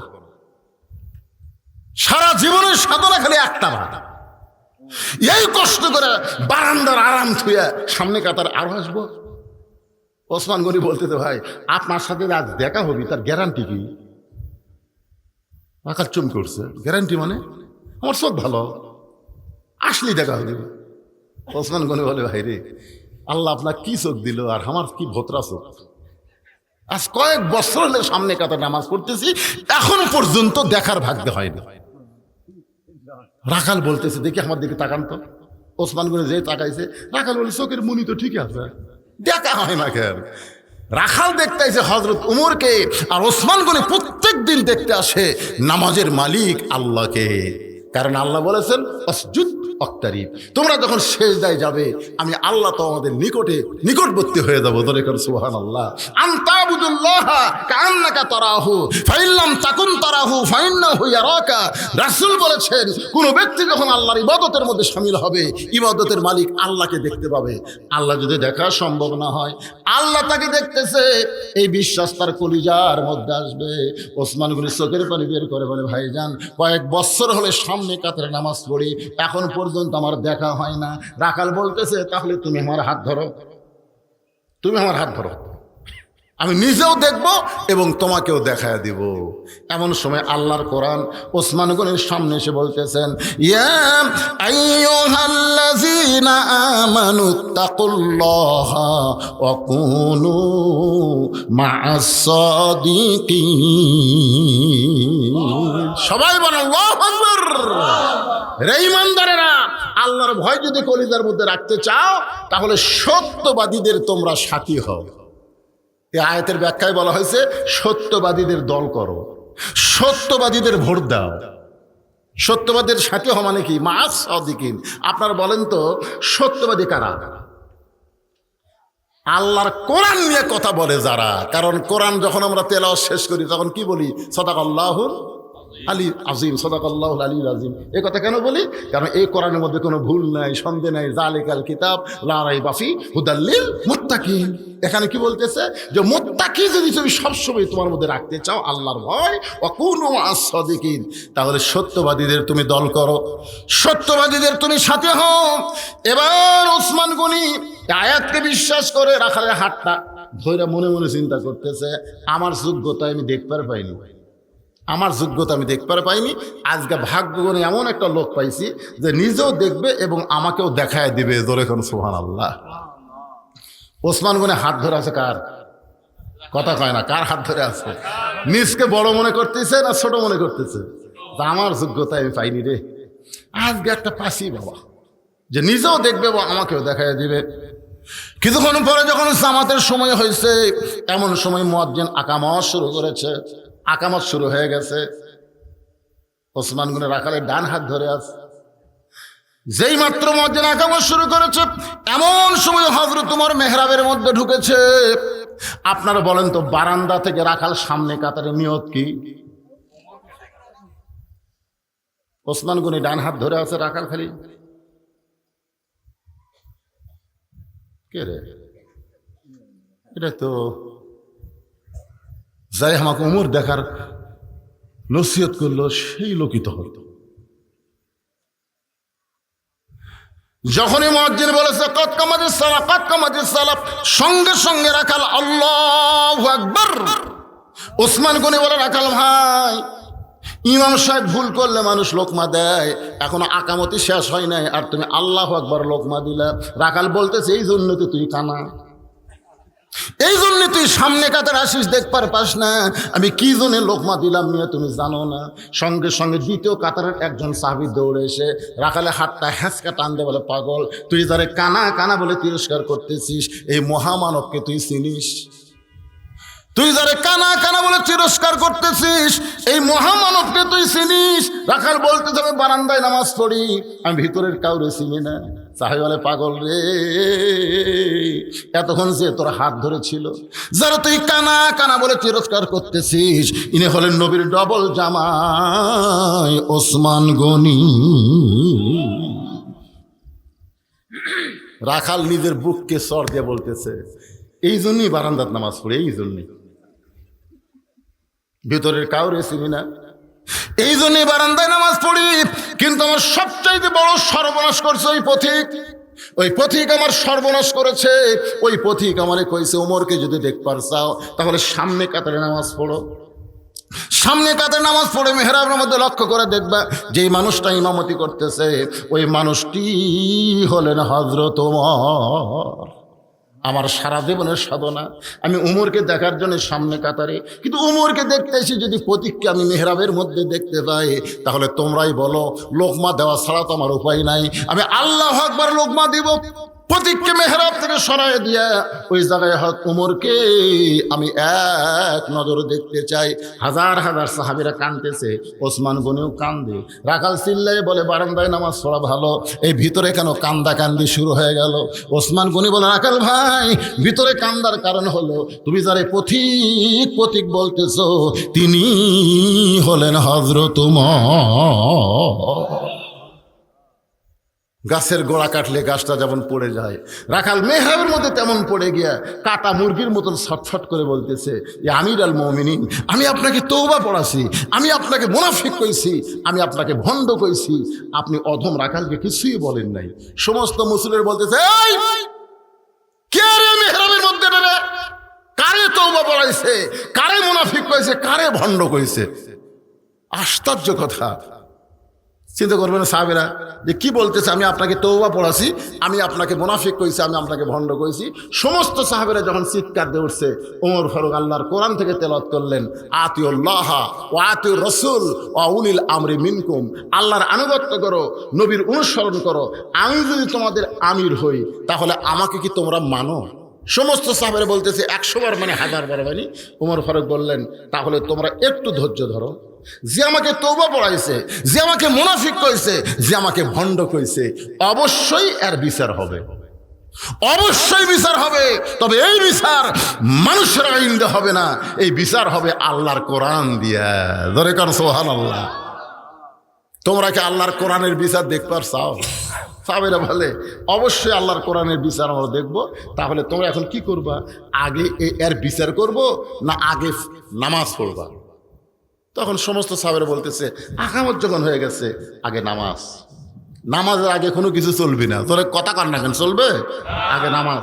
এখন উমর ফারুকের ইমামতিতে ফজরের 2 রাকাত নামাজ হবে, তারপরে আল্লাহর কোরআন দিয়ে বিচার হবে। আমার সামনে যারা বসে আছেন, আগামীতে আল্লাহর কোরআন দিয়ে বিচার হোক, কারা কারা দেখতে পারছেন 2 হাত তোলে একটু আল্লাহকে দেখান তো দেখি। লিল্লাহে তাকবীর, আল কোরআনের আলো সংসদে জালো। সবাই কিন্তু দেখতে পাচ্ছেন, আপনাকে এখনই দেখানো হবে খালি ফজরের 2 রাকাত ফরজ নামাজের পর।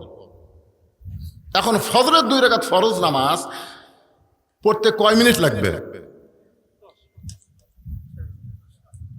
এই ভাই কত 10 মিনিট, এদিকে কত 4 মিনিট 5 মিনিট, মানে এত কম বেশি হলে তো আচ্ছা ধরেন 5 মিনিটই ধরলাম। ভাইয়েরটা 10 মিনিট খুব লেন্দি নামাজ হলে একদিন মুসল্লি পালে পরের দিন আর পাওয়া যাবে না, ওই খেলে শেষ হয় না, ধরে কোন ঠিক কিনা? আচ্ছা আমার ভাই যান 5 মিনিট পরে আমি আল্লাহর কোরআন সামনে নিয়ে বসেছি, কোরআন থেকে বিচারটা দেখানো হবে। আপনারা দেখবেন না, দেখার জন্য হাত তুলছেন। এই 5 মিনিট এই যুবকেরা দারিদ্র বিমোচন কমিটি কর্তৃক আয়োজিত আজকের এই মাহফিল আপনাদের কাছে একটু ব্যাগ যাবে, একটু ব্যাগ যাবে আল্লাহর ওয়াস্তে, জীবনের শেষ দান মনে করে, বিশ্বাস করে। এরপরে হয়তো আর দান করার সুযোগ আল্লাহ নাও দিতে পারে। একজনে উঠবেন না, কেউ ওঠেননি, সামিয়ানা নেই, নিয়র পড়তেছে, তারপরে ঘন্টার পর ঘন্টা বসে আছেন। আল্লাহ খুশি হয়েছে, আমার কলজাও শান্তি পাইছে। এখন জানে লাভটা ওঠেন না, 10 টাকা 20 টাকা দিবেন। আপনি কি 10 টাকা 20 টাকা দিলে আপনি ক্ষতির মধ্যে পড়বেন? আর সাদাকাতু তারুদ্দুল বালা, আল্লাহ রাসূল বলেছেন দান সদকা করলে বালা মুসিবত আল্লাহ দূর করে দেয়। ও তাজিদু ফিল উমর, আল্লাহ তার হায়াত বাড়ায় দেয়। জোরে কান সুবহানাল্লাহ, আল্লাহ বাড়ায় দেয়। তো এই জন্য আপনাদের কাছে ব্যাগ যাচ্ছে, ব্যাগ আলার কোথায় ভাই না দেরি করেন কেন? পিছন দিক থেকে আপনারা ব্যাগ লিয়া ধরেন। 10 টাকা 20 টাকা 50 টাকা যাইতে পারবেন, আল্লাহ রস্তে বার করেন। শয়তান যেন ধোঁকা দেবার না পারে। ভিতরের শয়তান কিন্তু মারাত্মক শয়তান, মিন শারিল ওয়াসওয়াসিল খান্নাস।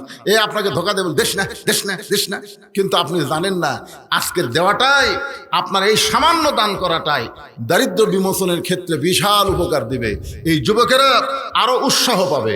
এখানে অনেকে আছেন যে হুজুর আমরা ব্যাগের মধ্যে না দিয়া 500,000 টাকা যদি আপনার হাতত দেই, অবশ্যই নেওয়া যাবে, আমি হাত বাড়াই দিলাম। যদি কেউ মনে করেন ব্যাগের মধ্যে 10 টাকা 20 টাকা না দিয়ে আমি 500 টাকা দেবো, আমি 1000 টাকা দেবো, এরকম করে আল্লাহর বান্দা যদি থাকেন তাহলে এখানে এসে দিতে পারেন। এই 5 মিনিটের মধ্যেই আপনারা আল্লাহর হস্তে দিয়ে দেন। 100 টাকা 200 টাকাও মানুষ ব্যাগের মধ্যে দেয় না। আপনারা বলেন তো মসজিদের দান বাক্স খুললে, কৌটা খুললে বড় লোট পাওয়া যায়? খালি পকেটের মধ্যে খেয়াল করে 500 টাকার লোট আছে, 100 টাকার লোট আছে, 200 টাকার লোট আছে। মাশাআল্লাহ আব্দুল সাত্তার, আল্লাহ তোমার একজন বান্দা 500 টাকা দান করেছে এই দারিদ্র বিমোচন ফাউন্ডেশনে। আল্লাহ তার 500 টাকা দানকে আল্লাহ আপনি কবুল করে নেন। যে নিয়তে দান করেছে আল্লাহ আপনি কবুল করেন। একজন উঠবেন না, সবাই দান করবেন। ব্যাগ যাচ্ছে, আপনার পকেটে টাকা আছে, আপনার কাছে আমার দাবি আছে, বার করেন, পকেট থেকে বার করেন। কিছুই না ভাইজান, কিছুই না, সবাই মিলে দিলে 10 মিলে করি কাজ। এই জন্য সবাই মিলে দেন, আল্লাহর হস্তে দিয়ে দেন। ব্যাগ মাত্র 2টা ব্যাগ কেরে। আমার মায়েরাও তো দান করবে, তো মায়েদের মধ্যে কে যাবে?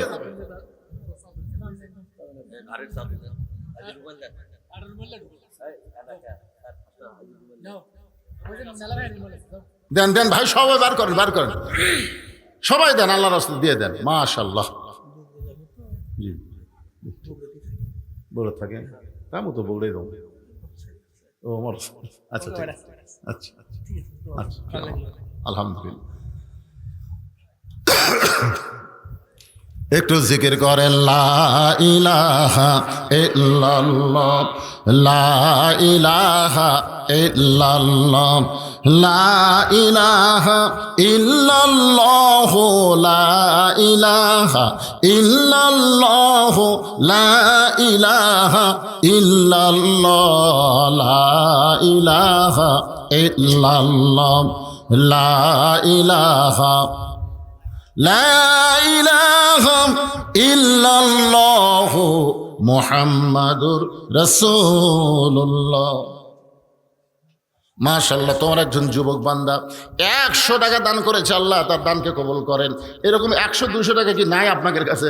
শয়তান তুলে নিয়ে দেবি, হুজুর যেভাবে চাওয়া শুরু আসলে আবু জেহেলের মতন সারা জীবন কোরআন শরীফ শুনলেও হেদাত হবে না ভাইজান, আবু বক্করের মতন শোনা লাগবে। কথাটা বুঝতেছেন না? মনে কষ্ট নিয়েন না। আল্লাহর হস্তে এই দারিদ্র বিমোচন ফাউন্ডেশনকে আপনারা জারি রাখেন। 10 টাকা হলেও ওনারা তো রাখতেছে ইনশাল্লাহ, উৎসাহ দেন। 10, 20, 50, 100 টাকা যে যা পারেন আল্লাহর হস্তে দান চাইলে আপনারা উঠে যান কেন? না দিলেন বসে থাকবেন, উঠে যান কেন? উঠে আপনি যাবেন কোথায়? আপনি কতদূর পর্যন্ত আপনার গন্তব্য? বাড়ির যে যাওয়ার পারবেন গ্যারান্টি দিয়ে দেন গ্যারান্টি যে হুজুর আমি বাড়ি যাচ্ছি। কত মানুষ বাড়ি যাবার সে হাসপাতালে গেল, আমরা জীবনে দেখলাম কি জোরে মোটরসাইকেল চালাচ্ছে। কোথায় যাচ্ছিস? বাড়ি যাচ্ছিস। কিছুক্ষণ পর শোনা গেল মোবাইল করতেছে, ওই 4 মাথা ভটভটির সাথে পড়ে গেছে। আর বাড়ির যা হলো হাসপাতালে যাওয়া লাগলো। এই জন্য বেশি বাড়ি চিন্তা না করে আমি আপনাদের বলতেছি যে 5 মিনিট পরে আল্লাহর কোরআনের বিচারটা আমরা নিজের চোখে দেখব। তারপরে উঠে সব ঘাটালেন। আবার আসবে, আবার আসার চান্স আছে নাকি? একটু মহব্বতের জিকির, লা ইলাহা ইল্লাল্লাহ, লা ইলাহা ইল্লাল্লাহ, লা ইলাহা ইল্লাল্লাহ, লা ইলাহা ইল্লাল্লাহ, লা ইলাহা ইল্লাল্লাহ, লা ইলাহা লা ইলাহা ইল্লাল্লাহু মুহাম্মাদুর রাসূলুল্লাহ সাল্লাল্লাহু আলাইহি সাল্লাম। এই ফাউন্ডেশনের সদস্য বছরে একটা করে 1000 টাকা দিবেন, 2000 করে টাকা দিবেন। এইরকম যদি কেউ হবার চান যে হুজুর এ কয়টা সদস্য মাত্র, আমরাও হব, এইরকম যদি কেউ হবার চান তাহলে আপনার নাম লিখে দিতে পারেন।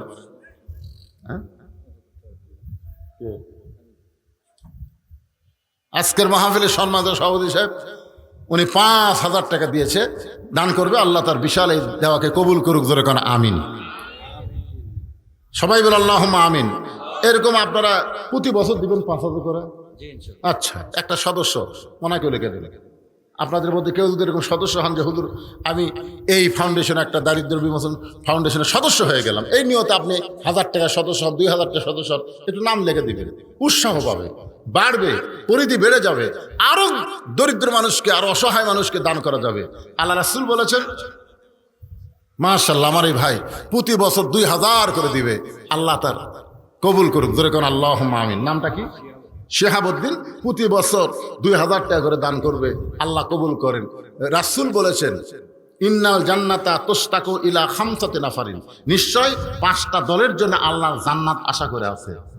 তার মধ্যে একটা দল হলো অমুতিমুল জাইয়ান, যারা ক্ষুধার থেকে অন্ন দান করে। 2 নম্বর আরেকটা দল হলো অমুহসিল উরিয়ান, যারা বস্ত্রহীনদেরকে বস্ত্র দান করে। এই ক্ষুধার থেকে অন্নদান, বস্ত্রহীনকে বস্ত্র দান। আমি এখানে শুনছি যেন রমজান মাসে ঈদের আগে অনেক গরিব মানুষকে চিনি দেয়, সিমাই দেয়, আমি শুনলাম। ঠিক কিনা বলে? ঠিক আছে, আলহামদুলিল্লাহ। বস্ত্রহীনদেরকে কম্বল দিছে। তাহলে দেখেন নবী কত বছর আগে হাদিসটা বলে গেছে, আর এখন সে হাদিসটা আপনাদের এখানে আমল হচ্ছে। আল্লাহ এই ফাউন্ডেশনের মাধ্যমে আল্লাহ রাসূল বলেছেন, ইন্নাল জান্নাতা তুশতাকু ইলা 5 নাফারিন, নিশ্চয় 5টা দলের জন্য জান্নাত আশা করে আছে। তারা জান্নাতের আশা করে না, বরং জান্নাতে তাদেরকে পাওয়ার জন্য আশা করে আছে। সুবহানাল্লাহ বলেন। তার মধ্যে 1 নম্বর হলো তালিয়াল কোরআন, যারা কোরআনের আন্দোলন করে, কোরআন তেলাওয়াত করে, কোরআন মোতাবেক জীবন চালাবার চায়, এরা হলো 1 নম্বর। ধরে কর কয় নম্বর? 2 নম্বর হলো হাফিজুল লিসান, যারা নিজের জবানকে সংযত রাখে, অতিরিক্ত কথা বলে না, যেটা বলা দরকার সেটা বলে, অযথা কথা বলে না, অযথা পেঁচাল পারে না, অযথা কাউকে হুমকি ধামকি দেয় না, কারণ নিজেই প্রতি ধাপে ধাপে মৃত্যুর দিকে যাচ্ছে, কাউকে মারার হুকুমকি দিতে পারে না। জোরে কোন কথা ঠিক কিনা? আমাকে চিনিস? আমাকে চিনিস? আমি কার দল করে তুই জানিস? আগামীকাল সকাল 10টায় তো সাইজ কর্ম রে, আগামীকাল সকাল 10টায় তো সাইজ কর্ম। এই কথা বলে এমন হুমকি মারছে ভাই, ওই লোকটা তো অসহায়। আর হুমকি শুনে ওই বাড়ির যা কান দিচ্ছে। তোর বউ বলে, কান্দো কেন? বলে আগামীকাল সকাল 10টা আমার হাত পাও ভাঙবি। তা আগামীকাল সকালবেলা হাত পা ভাঙবি 10টায়, আর আপনি এখনই সন্ধ্যার সময় কানতেছেন। এ দেশত কি বিচার নেই?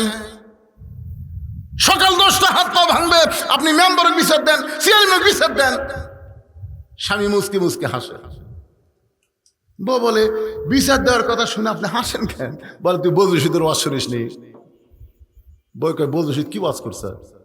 আরে পাগলা, 10 বছর আম বাগানে চাষ করছে, এখন জ্যৈষ্ঠ মাসে দেখবার গেছে আম ধরছে কিনা, আম পাকছে কিনা দেখবার যায়, দেখে গাছের ডালে বসে এক বাচ্চা পাকা আম পাড়তেছে আর ব্যাগের মধ্যে তুলতেছে। বাগানের মালিক কয়, কে রে, আমার পরিবারের কেউ আম খায় নাই, আর তুই আমার কাছে চড়ে আম পাড়তেছিস, তোর বাপকে গিয়ে বিচার দেবো রে, তোর বাপকে গিয়ে বিচার দেবো। ছেলে খালি মুসকি মুসকি হাসে। বাগানের মালিক বলে, হাসিস কেন? বলে আমার বাপকে কোথায় খুঁজবার যাবেন, আমার বাবা আর এক গাছে চড়ছে ওই। তখন নিচে বসে কান্দের, বলে আল্লাহ বিচার দেবো কার কাছে রে? বেটাও সোর, বাপও সোর। আপনার বলেন তো 15.5 বছর বিচার দেওয়ার কোনো জায়গা ছিল? কথা কন না কেন? শালা নেতাও সোর, চামচাও সোর। জোরে কর কথা, ঠিক কিনা? এখনো বর্তমানে একটা দলের চামচা থেকে নেতা পর্যন্ত সব সোর। কথা কন না কেন? কথা কন না কেন? এদের সামনে এক এক জায়গায় 10, আমি বিচারক, আসল বিচারক হলেন আমার আল্লাহ। আসল বিচারক কে? তোমরা বিচারকের চেয়ার হয়ে মনে করতেছে কি হনুরে? বিচারক মনে করতেছে আমি বিচার করব, আমার ইচ্ছা মতো বিচার হবে। আল্লাহ বলেছেন আলাইসাল্লাহু বিআহকামিল হাকিম। তুই কিছুই না, আজকে তুই 2 দিনের বাংলাদেশের বিচারক হয়েছিস। আয় জাগা মতো আয়। কি কন? মার আছে না নাই? জোরে কোন আছে না নাই? মার হবে কিন্তু সাউন হবে না। ওমর ফারুক 2 রাকাত ফজরের নামাজের ইমামতি করলেন। ইমামতি করার সময় এই যে আপনাদের সাবেক এমপি নমিনি সামনে নির্বাচন করবে, উনি কিন্তু একটা কথা বলেছেন, অন্তরের চোখ। জোরে কোন কিসের চোখ? আল্লাহ রাসূল বলেছেন ইত্তাকু ফিরাসাতাল মুমিনিনা ফাইন্নাহু ইয়ানজুরু বিনুরিল্লাহ। মুমিনদের দৃষ্টি নজরকে তোমরা ভয় করো। যারা প্রকৃত মুমিন হবে তারা তোমাদের মতন দেখবে না, তারা যা দেখবে আল্লাহর কোরআনের নূর দিয়ে। ধরে কেন সুবহানাল্লাহ। রাখাল কিন্তু নামাজের নিয়ত করার পর থেকে কান্না শুরু করে দিচ্ছে, যে লোকটাকে আমি তওবা পড়ালাম, যে লোকটাকে আমি মুনাফিক করলাম, যে লোকটাকে আমি ভণ্ড করলাম, এইটাই উমর বারে। আজকে নামাজের পরে যে আমার কি হবি? আল্লাহর আইনের বিচার হবি। সোনাল্লাহ কন্যা কে? আহা, সালাম ফেরানোর পরে প্রত্যেকটা সাহাবী ওমর ফারুকের দিকে তাকায় আছে। ওমর ফারুক আল্লাহর কোরআন দিয়ে বিচার করবে। এক টানে রাখালকে তুললেন, বসে থাকা রাখালকে এক টানে তুলে বুকের সঙ্গে জাপটে ধরে কপালে একটা চুমা দিলে। সমস্ত সাহাবেরা বলতেছে আল্লাহর বিচারের নামে আপনি আমাকে কি দেখালেন? ওমর ফারুক বললেন, বুকে জাপটে ধরে কপালে চুমা দেওয়ার কারণ হলো রাখালের এত কথা আমি হজম করেছি, একটাই মাত্র কারণ। রাখাল আমাকে তওবা পড়াইছে, আমার মুনাফিক কইছে, আমার ভণ্ড কইছে, এত কথা হজম করার পিছনে কারণ একটাই, আমি রাখালকে দেখি নাই, রাখালের ভিতরে আমার বাস্তব আল্লাহর কোরআন আমি দেখতে পাই। ধরে কর সুবহানাল্লাহ। আজকে যারা এখানে আমরা বসে আছি, আমরা বাস্তব আল্লাহর কোরআন হবার চাই, কোরআন মোতাবেক জিন্দেগি গঠন করতে চাই। ধরে কোন কথা ঠিক কিনা? এই কোরআনের মধ্যে সবকিছু আছে না নাই? সবকিছু আল্লাহর কোরআনের মধ্যে আছে। এই জন্য আমরা মোনাজাতের আগে বলবো সব দেখা হলো শেষ, আগামীতে আমরা দেখব আল্লাহর কোরআনের বাংলাদেশ। ভালো মানুষ আমরা বলি না, আল্লাহর আইন চাই, সৎ লোকের শাসন চাই। আল্লাহ যেন এইটা আমাদের সবার জন্য কবুল করেন। সবাই ইস্তেগফার পড়ে আস্তাগফিরুল্লাহ আস্তাগফিরুল্লাহ ওয়া তুবু ইলাইহি আস্তাগফিরুল্লাহ রাব্বি। এই লাভ দাও ওটাও করেন না। এই ছেলেদের জন্য একটা দোয়া করার দরকার আছে না নাই? তা আপনার লাভ দাও ওঠেন কেন রে ভাই রে? এমনি তো টাকা 2 টাকা 10 টাকা দিবার যে এক ভাগ উঠলেন। আর এই মোনাজাতের কথা বললে হেজাতি, তারা হেজাতি বোঝেন না? একদল হেজাতি আছে, এরা এই মোনাজাত করবার চায় না। আরে পাগল, মোনাজাতকে দোয়াকে বলা হয়েছে দোমুখল ইবাদত। আল্লাহর গোলামির মধ্যে সবচাইতে আসল এই মোনাজাত, এই দোয়া। এতগুলো মানুষের মধ্যে আল্লাহ কার হাত যদি পছন্দ করে, সে হাতে যদি দোয়া কবুল হয়ে যায়, মোনাজাত করতে কি সারা রাত লাগবে? তাহলে ভাইজান আপনাদের বাপ মা আত্মীয় স্বজন দাদা দাদি কবরে যায়নি, কতক্ষণ যায়নি, তাদের জন্য কি আজকের মাহফিলে কিছু হাদিয়া পাঠানো যাবে না? এই জন্য সবাই আল্লাহর রাস্তায় দোয়া পড়েন, আল্লাহুম্মা সাল্লি আলা মুহাম্মদ, আল্লাহুম্মা বারিক আলা মুহাম্মদ, আল্লাহুম্মা আমিন, আল্লাহুম্মা আনতাস সালাম ওয়া মিনকাস সালাম, তাবারাকতা ইয়া যাল জালালি ওয়াল ইকরাম। আয় আল্লাহ তাআলা, দারিদ্র বিমোচন ফাউন্ডেশন কর্তৃক আয়োজিত আজকের এই তাফসীরুল কোরআন মাহফিলে তোমার বান্দারা সামিয়ানা ছাড়া আসমানকে সামিয়ানা বানায়া ঘন্টার পর ঘন্টা আলোচনা শুনেছে। আল্লাহ মেহেরবানি করে আজকের এই মাহফিলকে তুমি কবুল করে নাও। আল্লাহ, যেই যুবকেরা কষ্ট করে মেহনত করে টাকা পয়সা খরচ করে আজকের জান্নাতের বাগান লাগাইছে, এই সকল যুবকদেরকে জান্নাতি যুবক হিসাবে কবুল করে নাও। আয় আল্লাহ তাআলা, মেহেরবানি করে আমরা যারা আলোচনা শুনলাম, শুরু থেকে শেষ পর্যন্ত কোরআনের আয়াত তেলাওয়াত হয়েছে, হাদিসের তেলাওয়াত হয়েছে, জিকির আজকার হয়েছে, যদি ত্রুটি হয় ভুল হয় মাফ করে দাও, যা হাদিয়া মঞ্জুর করো সোনার মদিনায় নবী পাকের রওজা মোবারকে আল্লাহ কবুল করে নাও। তামাম আম্বিয়াই কেরাম, আসহাবে কেরাম, তাবিনী কেরাম, তাবিনী কেরাম, তামাম পৃথিবীর মাটির নিচে যত মুমিন মুমিনা শুয়ে আছে আল্লাহ সকলের আরওয়াহ ফরে হাদিয়া কবুল করো।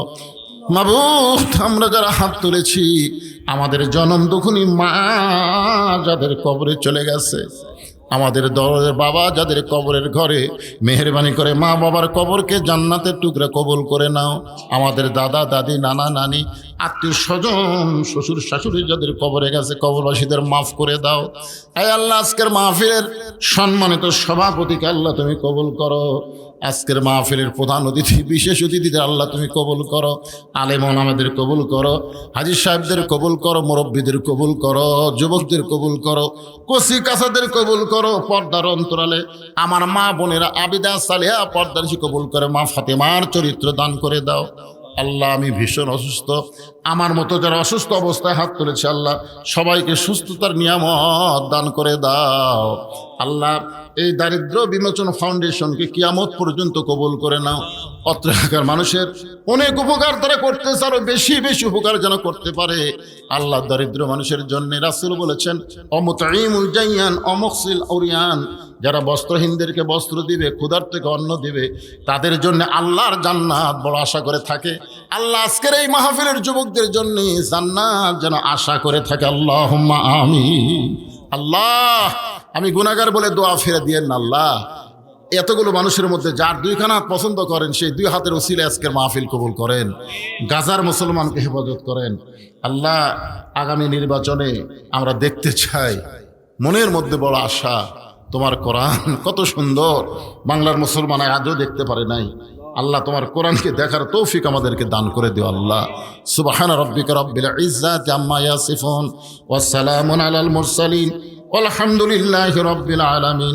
ওয়াজাল আখিরাতি কালিমাতুন ইনদাল মাউতি। সকলে পড়েন লা ইলাহা ইল্লাল্লাহু মুহাম্মাদুর রাসূলুল্লাহ।